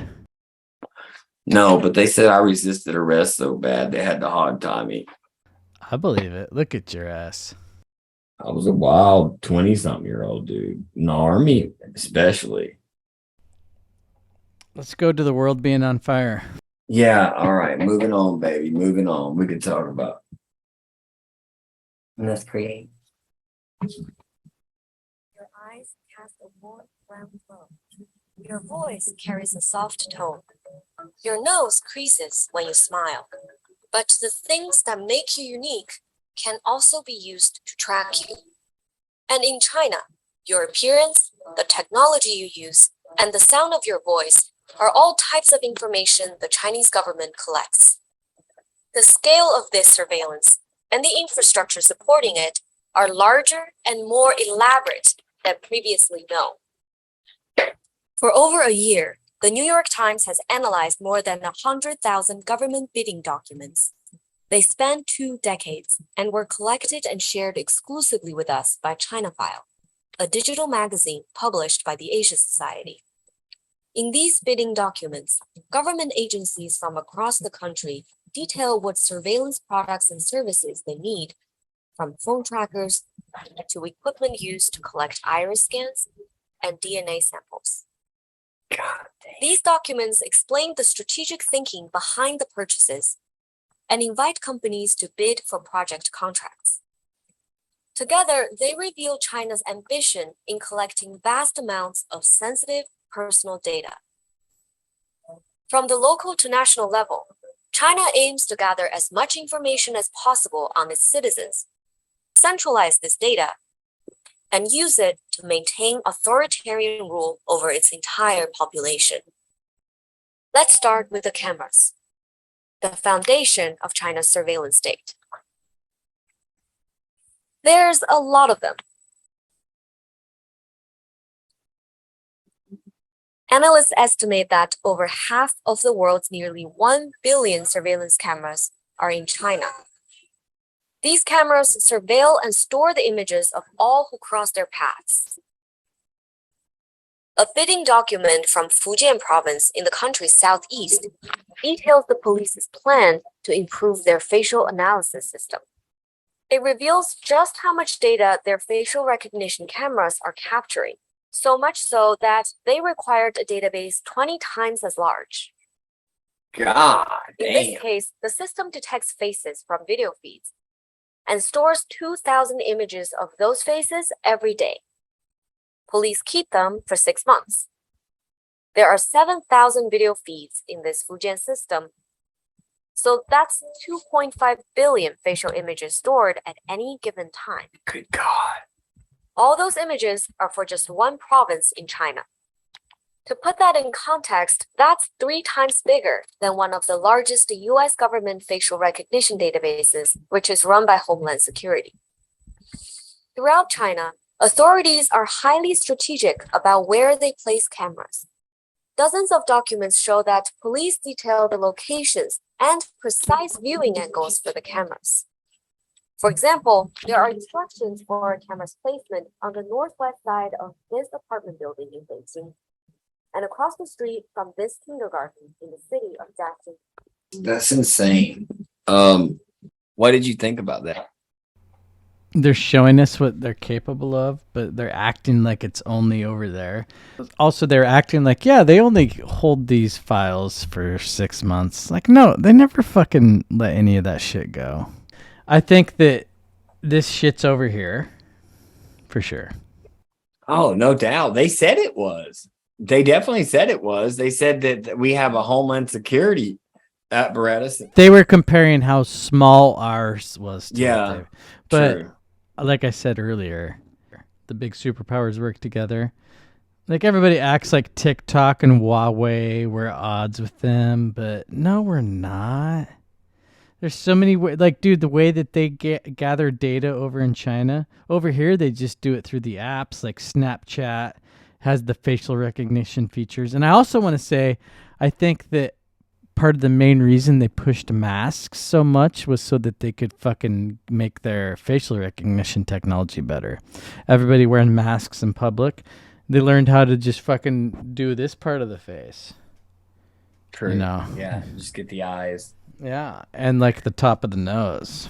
God damn, could you imagine everywhere you live, there's like somebody watching you? Have you seen that? There's a movie, I haven't watched it yet. I can't remember what it's on.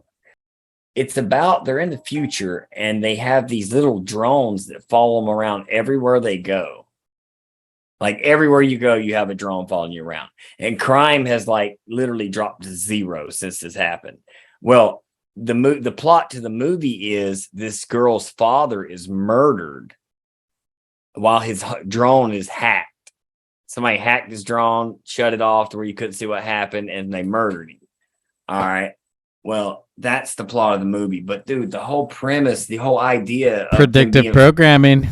Yeah, dude, like that's terrifying. And I could see China and even us soon, one day, maybe not immediately, maybe not in the next 10 years, but dude, next 20 years, I could see some shit like that, bro. I could definitely see some shit like that. Like they have a little drone that follows you around. Do you not think that the Chinese government and our government are one and the same? Because I do. Well, now I do. Yeah, I'm sorry. I've been thinking that for a while, actually. Probably since the late 80s, early 90s, if I'm gonna. I mean, we owe them so much money.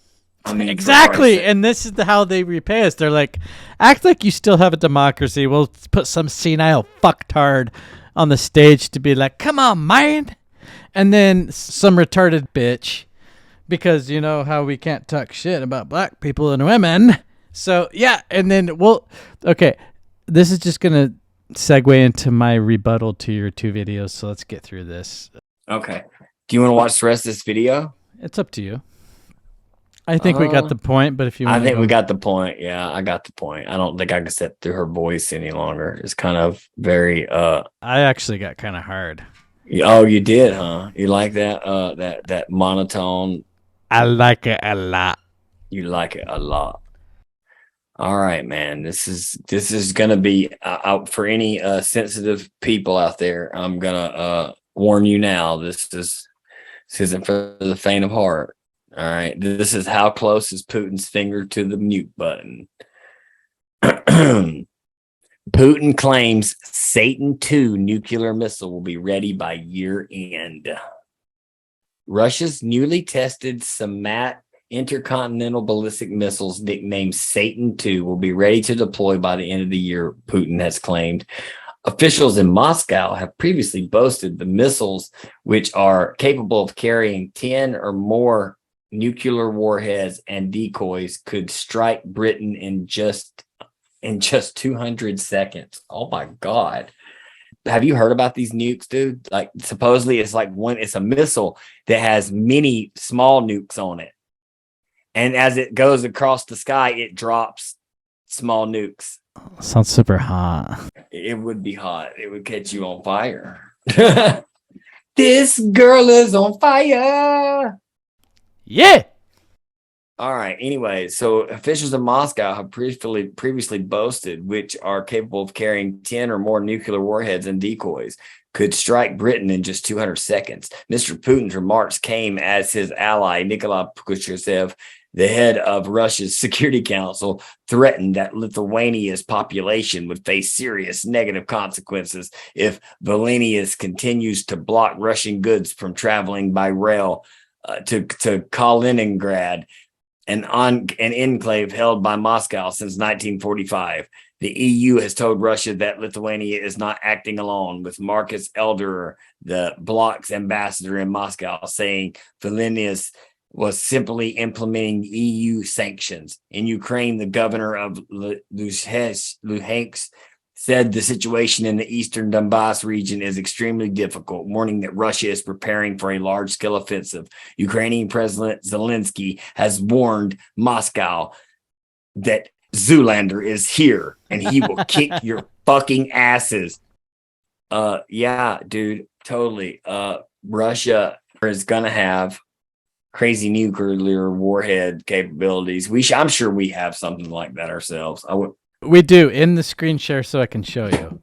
Okay, I'm ending it now. All right, and then I'm gonna do a screen share and fuck your surveillance technology and fuck your goddamn shower spray nuclear weapons because I want to show you what America's got. Coming at you live from the Navy. Hi, my name is Johnny and I use he, him pronouns. Hi, and I'm Conchi and I use she, her pronouns. And we're here to talk about pronouns. What is a pronoun? A pronoun is how we identify ourselves apart from our name, and it's also how people refer to us in conversations. Using the right pronouns is a really simple way to affirm someone's identity. It is a signal of acceptance and respect. If it's a signal of acceptance and respect, how do we go about creating a safe space for everybody? That's a good question. A really good way to do that is to use inclusive language. Instead of saying something like, hey guys, you can say, hey everyone, or hey team. Yeah, and now that you say that, another way that we could show that we're allies and that we accept everybody is to maybe include our pronouns in our emails, or like we just did, introduce ourselves using our pronouns. But what would I do if I misgender someone? I think the first thing to recognize is that it's not the end of the world. You correct yourself and move on, or you accept the correction and move on. The most important thing I can tell you is do not put the burden of making you feel good about your mistake on the person that you just misgendered. Oh, thank you for telling me that. Yeah, and another tip for you to remember their pronoun next time, it's in your mind. Kind of go through a progression of 3 good things about the person using their pronoun. So let's say the person chooses to use they, then you will in your mind go, they have a nice shirt. They have a nice smile. They are really smart. So that kind of sticks in your brain. That is so helpful. I want to know, what would I do if I want to know someone's gender identity or pronouns? The most important thing is do not pressure anybody into giving you their pronouns. Some people may be going through the process of discovery and they are not ready yet to tell you what their pronouns are, and that's okay. So I should just lead with my pronouns and they may follow or not, and if they don't, then I can just continue to use gender neutral language. Yes, exactly. Just to share something with you that happened the other day at a cookout I was at, we were talking about pronouns and somebody was disagreeing with how different people see themselves as different pronouns, and the argument was, if you look like a female, then it's she, her, because that's what's normal. And if you make me call you something else, then you're infringing on my rights. And I was really taken aback by the comment, and I really wasn't sure how to respond. And the only thing I could really think quickly to say was, it's not about you at all. And it's mostly and ultimately about respect. It is about respect. That's an important point to make, and I think you did the right thing. I think it's important to keep it short and simple. What I would have said to help them understand better is to talk about mispronouncing names. For example, my name is Johnny, spelled Jony, and it's normal for someone to pronounce my name like Joni, but if I were to tell you over and over again, my name is Johnny, and you insist on mispronouncing my name, I would feel disrespected by you. And whoop your motherfucking ass. Very difficult to pronounce, but do you know what is very easy to pronounce? She, he, they. Oh, no fucking way. Nave speaks, baby. We're gonna win this fucking war. Man, fucking man. Whoa, dude. Whew. Did you ever see that CIA recruiting video where the chick was talking about being all woke and shit? That was bizarre. It's about as bad as that. Could you imagine like some high-ranking individual like saying like to a female like ma'am, and she's like, I'm not a ma'am, and he's like, sir, I'm not a sir. Well, what the fuck do you call you? I just saw this really good tweet the other day. It was a transcript from Full Metal Jacket where the guy's going after Gomer Pyle, but they use like gender neutral language in when he's showing his ass. Fucking like ruins the whole scene, but it's a good fucking point. All right, all right, all right. What are you gonna do next over here? Well, what do you want to finish out, and then I got a couple. You want to do Frank? You've named your Italian character. That's right. That's right. Excuse me, I want to redo that so I can sound smart. You've named your Italian. I said Italian. You've named your Italian character, Dusty. I sure have, sir. I have named my Italian character Frank. We love how Frank likes to get fucked in the ass by a dildo. My brother thought that was the funniest goddamn thing he's seen in years. So yeah, Frank the Italian guy over here. You know what I'm saying? All right. So listen here, people. All right. This is Frank over here. I got something I want to talk to you about. All right. All right. So here, last week we had a nice conversation. All right. I told you some things. You told me some things. We spit a little bit. You know, we learned that Frank likes to get pegged. You found out some personal issues that I like to have, maybe like getting pegged in the booty. You know what I'm saying? Hey, what about it? What about it? Hey, you're going to come at me with your shit because I'm Frank over here. I'll fuck your ass up. Literally. All right. Back to Wank's topic. All right. World War III over here. All right. You got these guys. You got China. Fucking China over here. China. These fools. They talking about these battleships. They talking about taking over Taiwan. They're talking about this and that. You know what I'm saying? They back in Russia. You know, they back in the bad guys. Russia over here. You know what I'm saying? Hey, that's right. Russia's the bad guys, right? That's what y'all wanted me to say, right? All right. Anyways, so what we're going to do is we got to take these motherfuckers out. You know what I mean? Hey, Russia.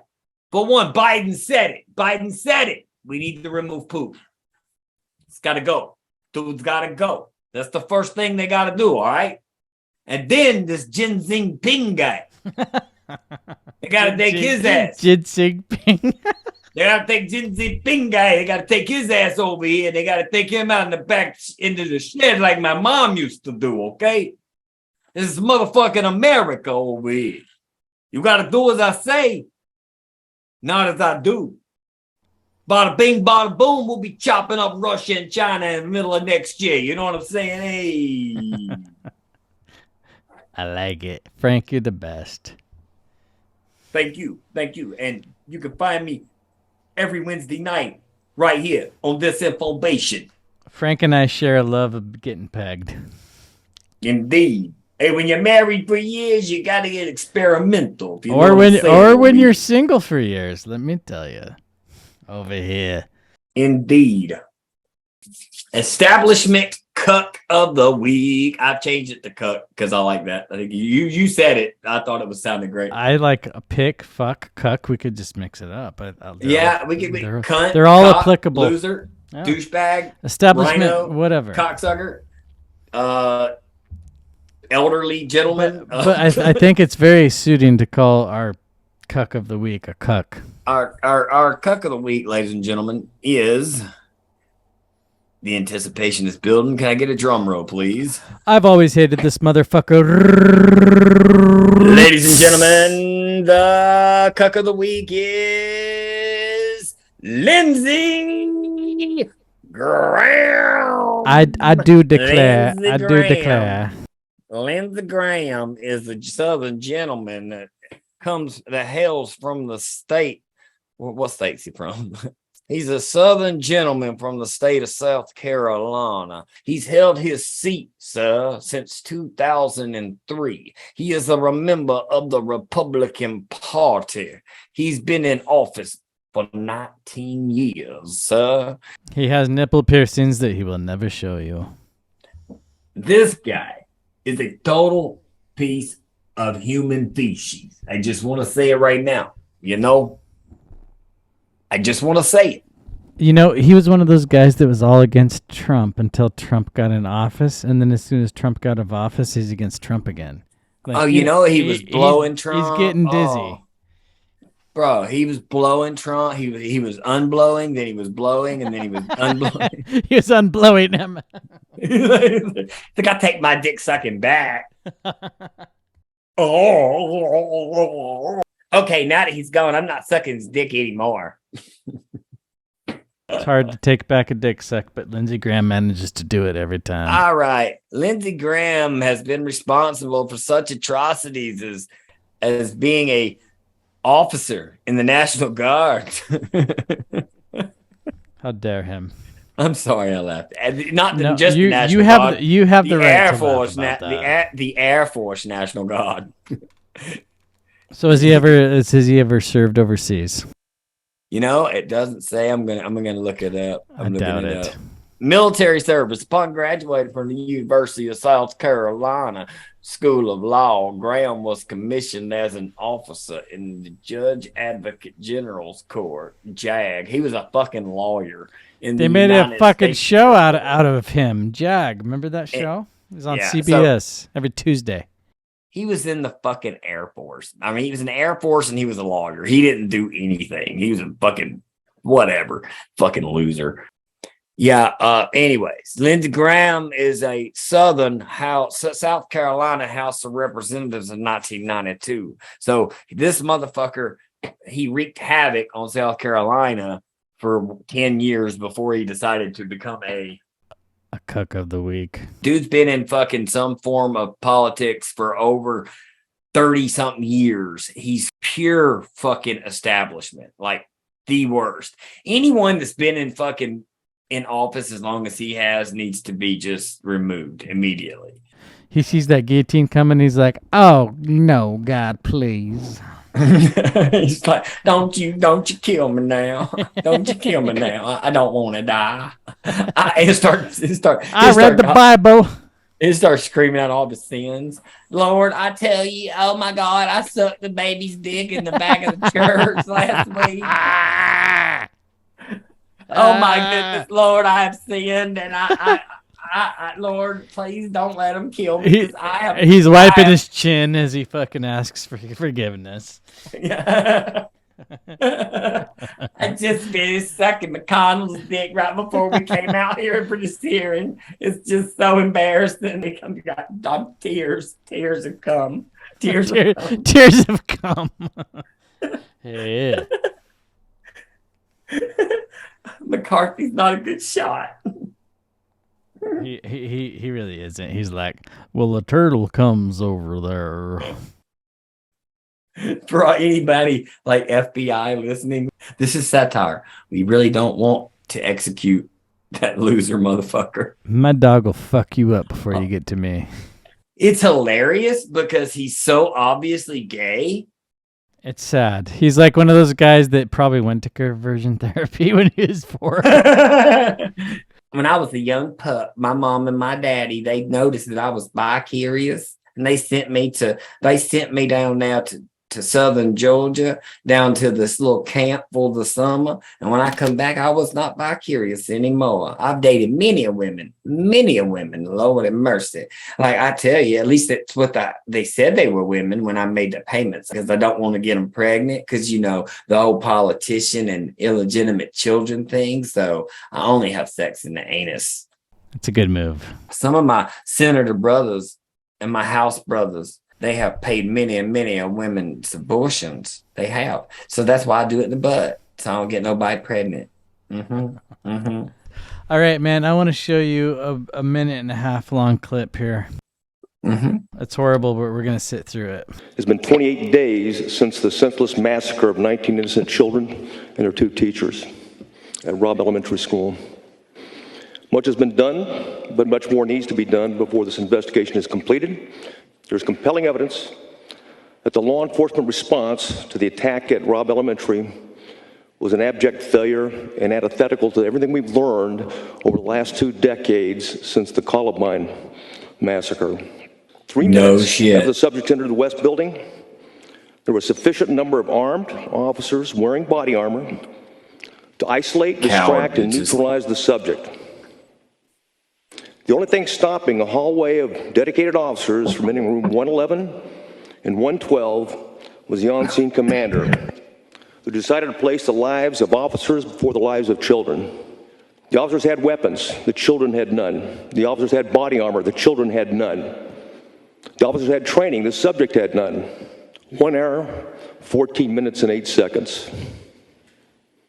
That's how long the children waited and the teachers waited in rooms 111 to be rescued. And while they waited, the on-scene commander waited for a radio and rifles. Then he waited for shields. Then he waited for SWAT. Lastly, he waited for a key that was never needed. What do you think, man? I mean, I remember that guy when this all went down. He was kind of playing ball with the cover-up. And now he's like all angry, shaky voice. You can't cover this up any longer. Dude, but have you noticed how they're blaming everything now on the police chief? They're throwing that guy under the bus. Oh, of course, yeah. Oh, somebody has to take the fall. I still think all their brains were scrambled. I think his brain was scrambled or something. I actually haven't thought differently since you said that. But you got 19 guys in a hallway. They have body armor. Maybe they thought fucking the Predator was inside there. It seems like that's what they thought. And maybe it was. Maybe he's the Manchurian Predator.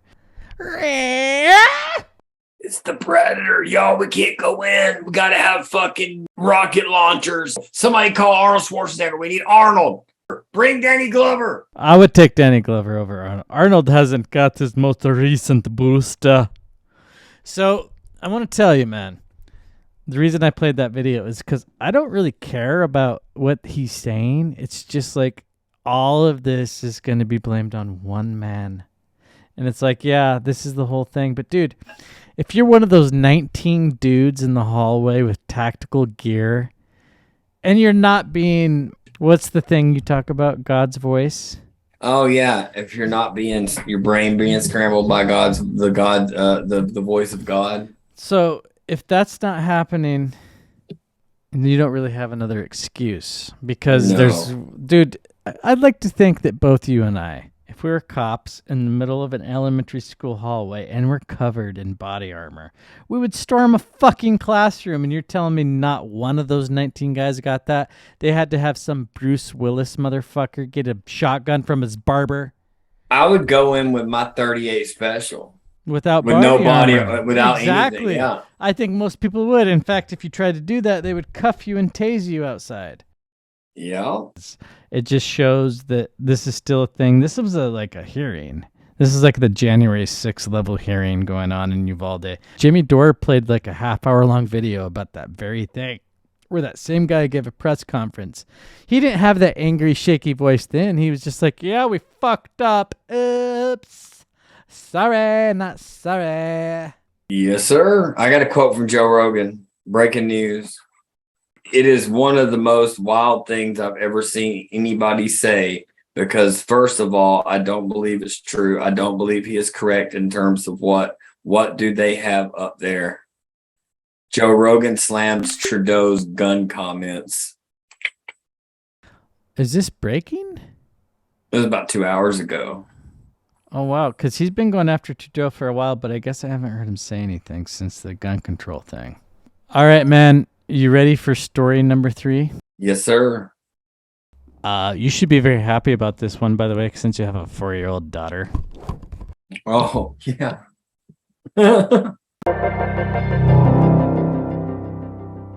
For some parents, the long wait is over. Because COVID vaccines are becoming available for babies and toddlers and preschoolers. The CDC approved this over the weekend. About 1/3 of parents of kids this age say they're eager to get the shots. 1/3.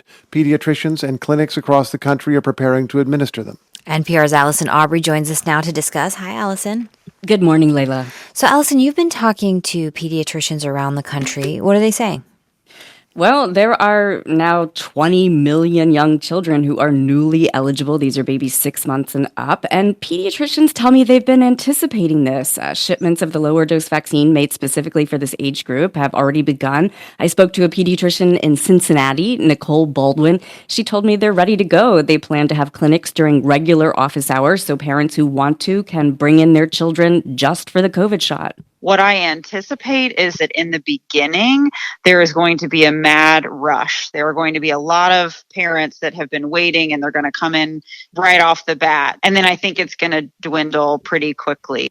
Many pediatricians plan to offer COVID vaccines when children come in for well visits. And the top reason pediatricians hear among hesitant parents is, does my child really need this? They say COVID is mild in kids, which most of the time is true. But the CDC points out more than 400 children under 5 have died from COVID, and it's unpredictable.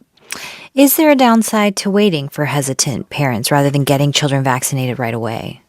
It's going to take a while to get full protection from these vaccines. For the Pfizer vaccine, kids will be getting 3 shots that are spaced out. The first 2 shots are 3 weeks apart. Then a third shot is 8 weeks later. I spoke to Dr. Ashish Jha. He's the Biden administration's COVID response coordinator. He says vaccinating this age group will take time, but there is an advantage to doing it as soon as possible. I am very sympathetic to parents who want a little more time. But Gene the editing. bottom line is there's a very contagious variant out there. There's a lot of infections, and we're like 2 to 3 months away from school beginning again. Given how much time it takes to build up immunity, that's not that far away. Now, the shots are going to be given at lots of places. In addition to pediatricians' offices, vaccines are also being shipped to community health centers, to children's hospitals, to some pharmacies. For instance, CVS plans to administer vaccines to children 18 months and older at its Minute Clinic locations. And since there are 2 vaccines authorized, Moderna and Pfizer, will parents have a choice? Some pediatricians tell me that for now they're only offering one or the other, just to, simplify administration. So parents should not be surprised if they don't have a choice, at least not in their pediatrician's office. But bottom line, the FDA has determined that both are safe and effective.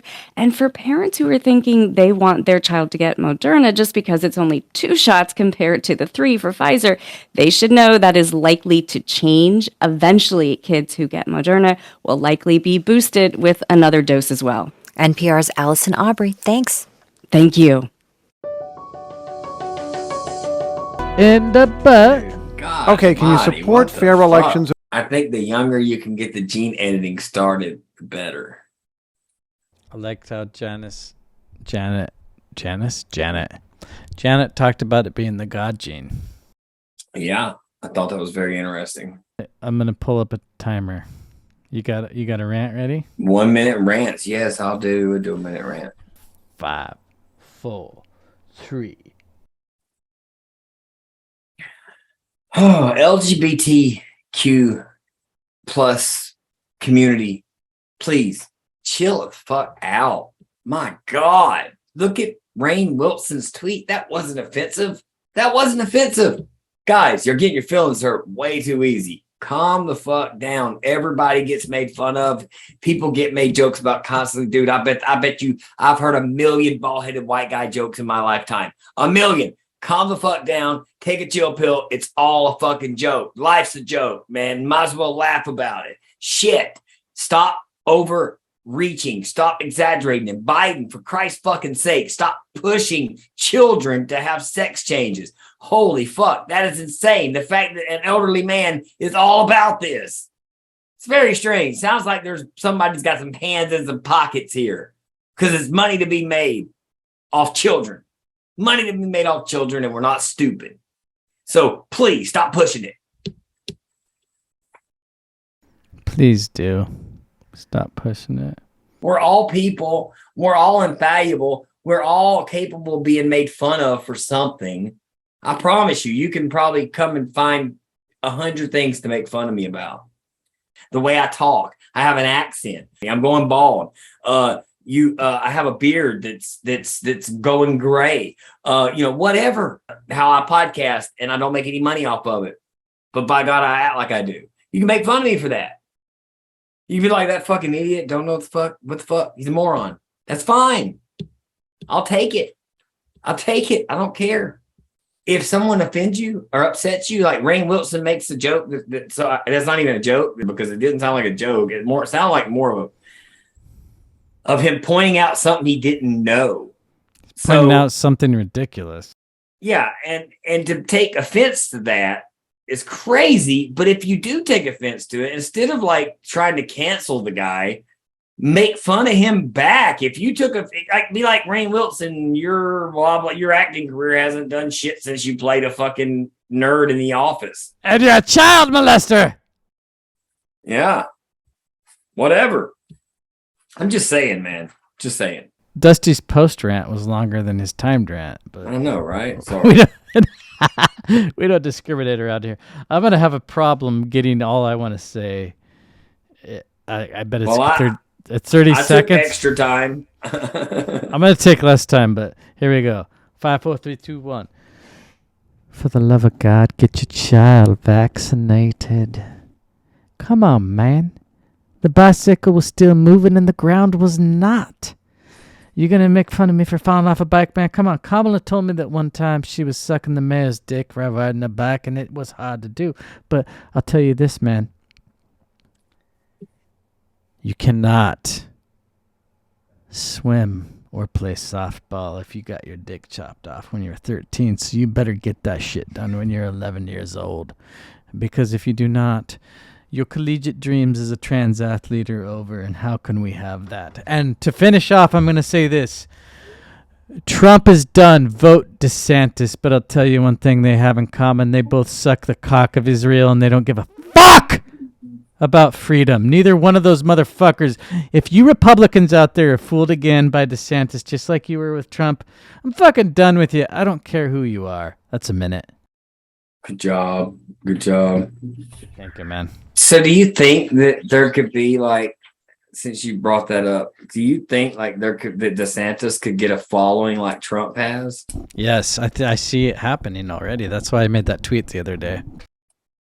Because I see like him building momentum, and he's pushing against Biden really hard, really hard. He's right about a lot of things, man, and that's why he looks appealing. You know what I'm saying? Yeah. Oh yeah, man. It's a wolf in sheep's clothing, my friend.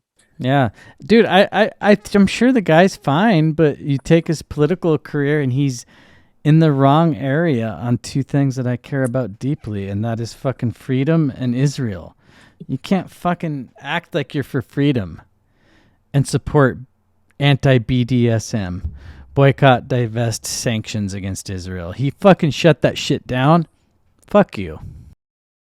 Yeah, well, see, there you go. Fuck him. What a douche. Dusty, where can we find you on all the social medias? Well, you can find me at YouTruthCast on Twitter. You can find me. Oh, but not for the next 17 hours. Yeah, but by the time they hear this, it'll be past 17 hours. That's true. I just wanted to fucking rub that in. Acting like he can edit this shit in the next 17 hour.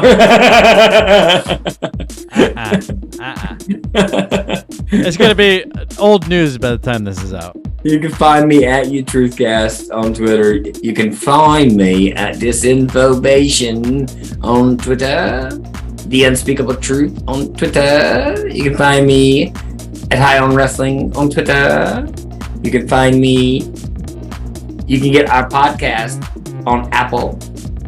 You can get our podcast on Google. You can get our podcast on Amazon. You can get our podcast on Spotify and Anchor. You can get our podcast on Public Radio. You can get our podcast on something cast. I can't remember what the fuck it was. But anyways, yeah, we got multiple platforms, lads. And you can find us on YouTube if you look very carefully. You got to look carefully. Find us on YouTube through Twitter. Well, when we get kicked off our regular channel, we're going to figure out a way to get it on there. In the meantime, we'll try to get on Rockfin. I am on Conspiracy Player minus the Twitter, and conspiracyplaytime.com is my other podcast where my co-host Jeremiah does not let me suck dick as much as Dusty does. So until then, stay woke, folks, and fuck Spotify. We'll see you next time. Fuck Spotify still lets us on. Fuck YouTube. They're iffy. Fuck yeah, dude. Fuck yeah. Well, brother, I'll talk to you later, man. All right. Love you, Take bro. it easy. Love you too, man. Be good. Peace. All right. Out.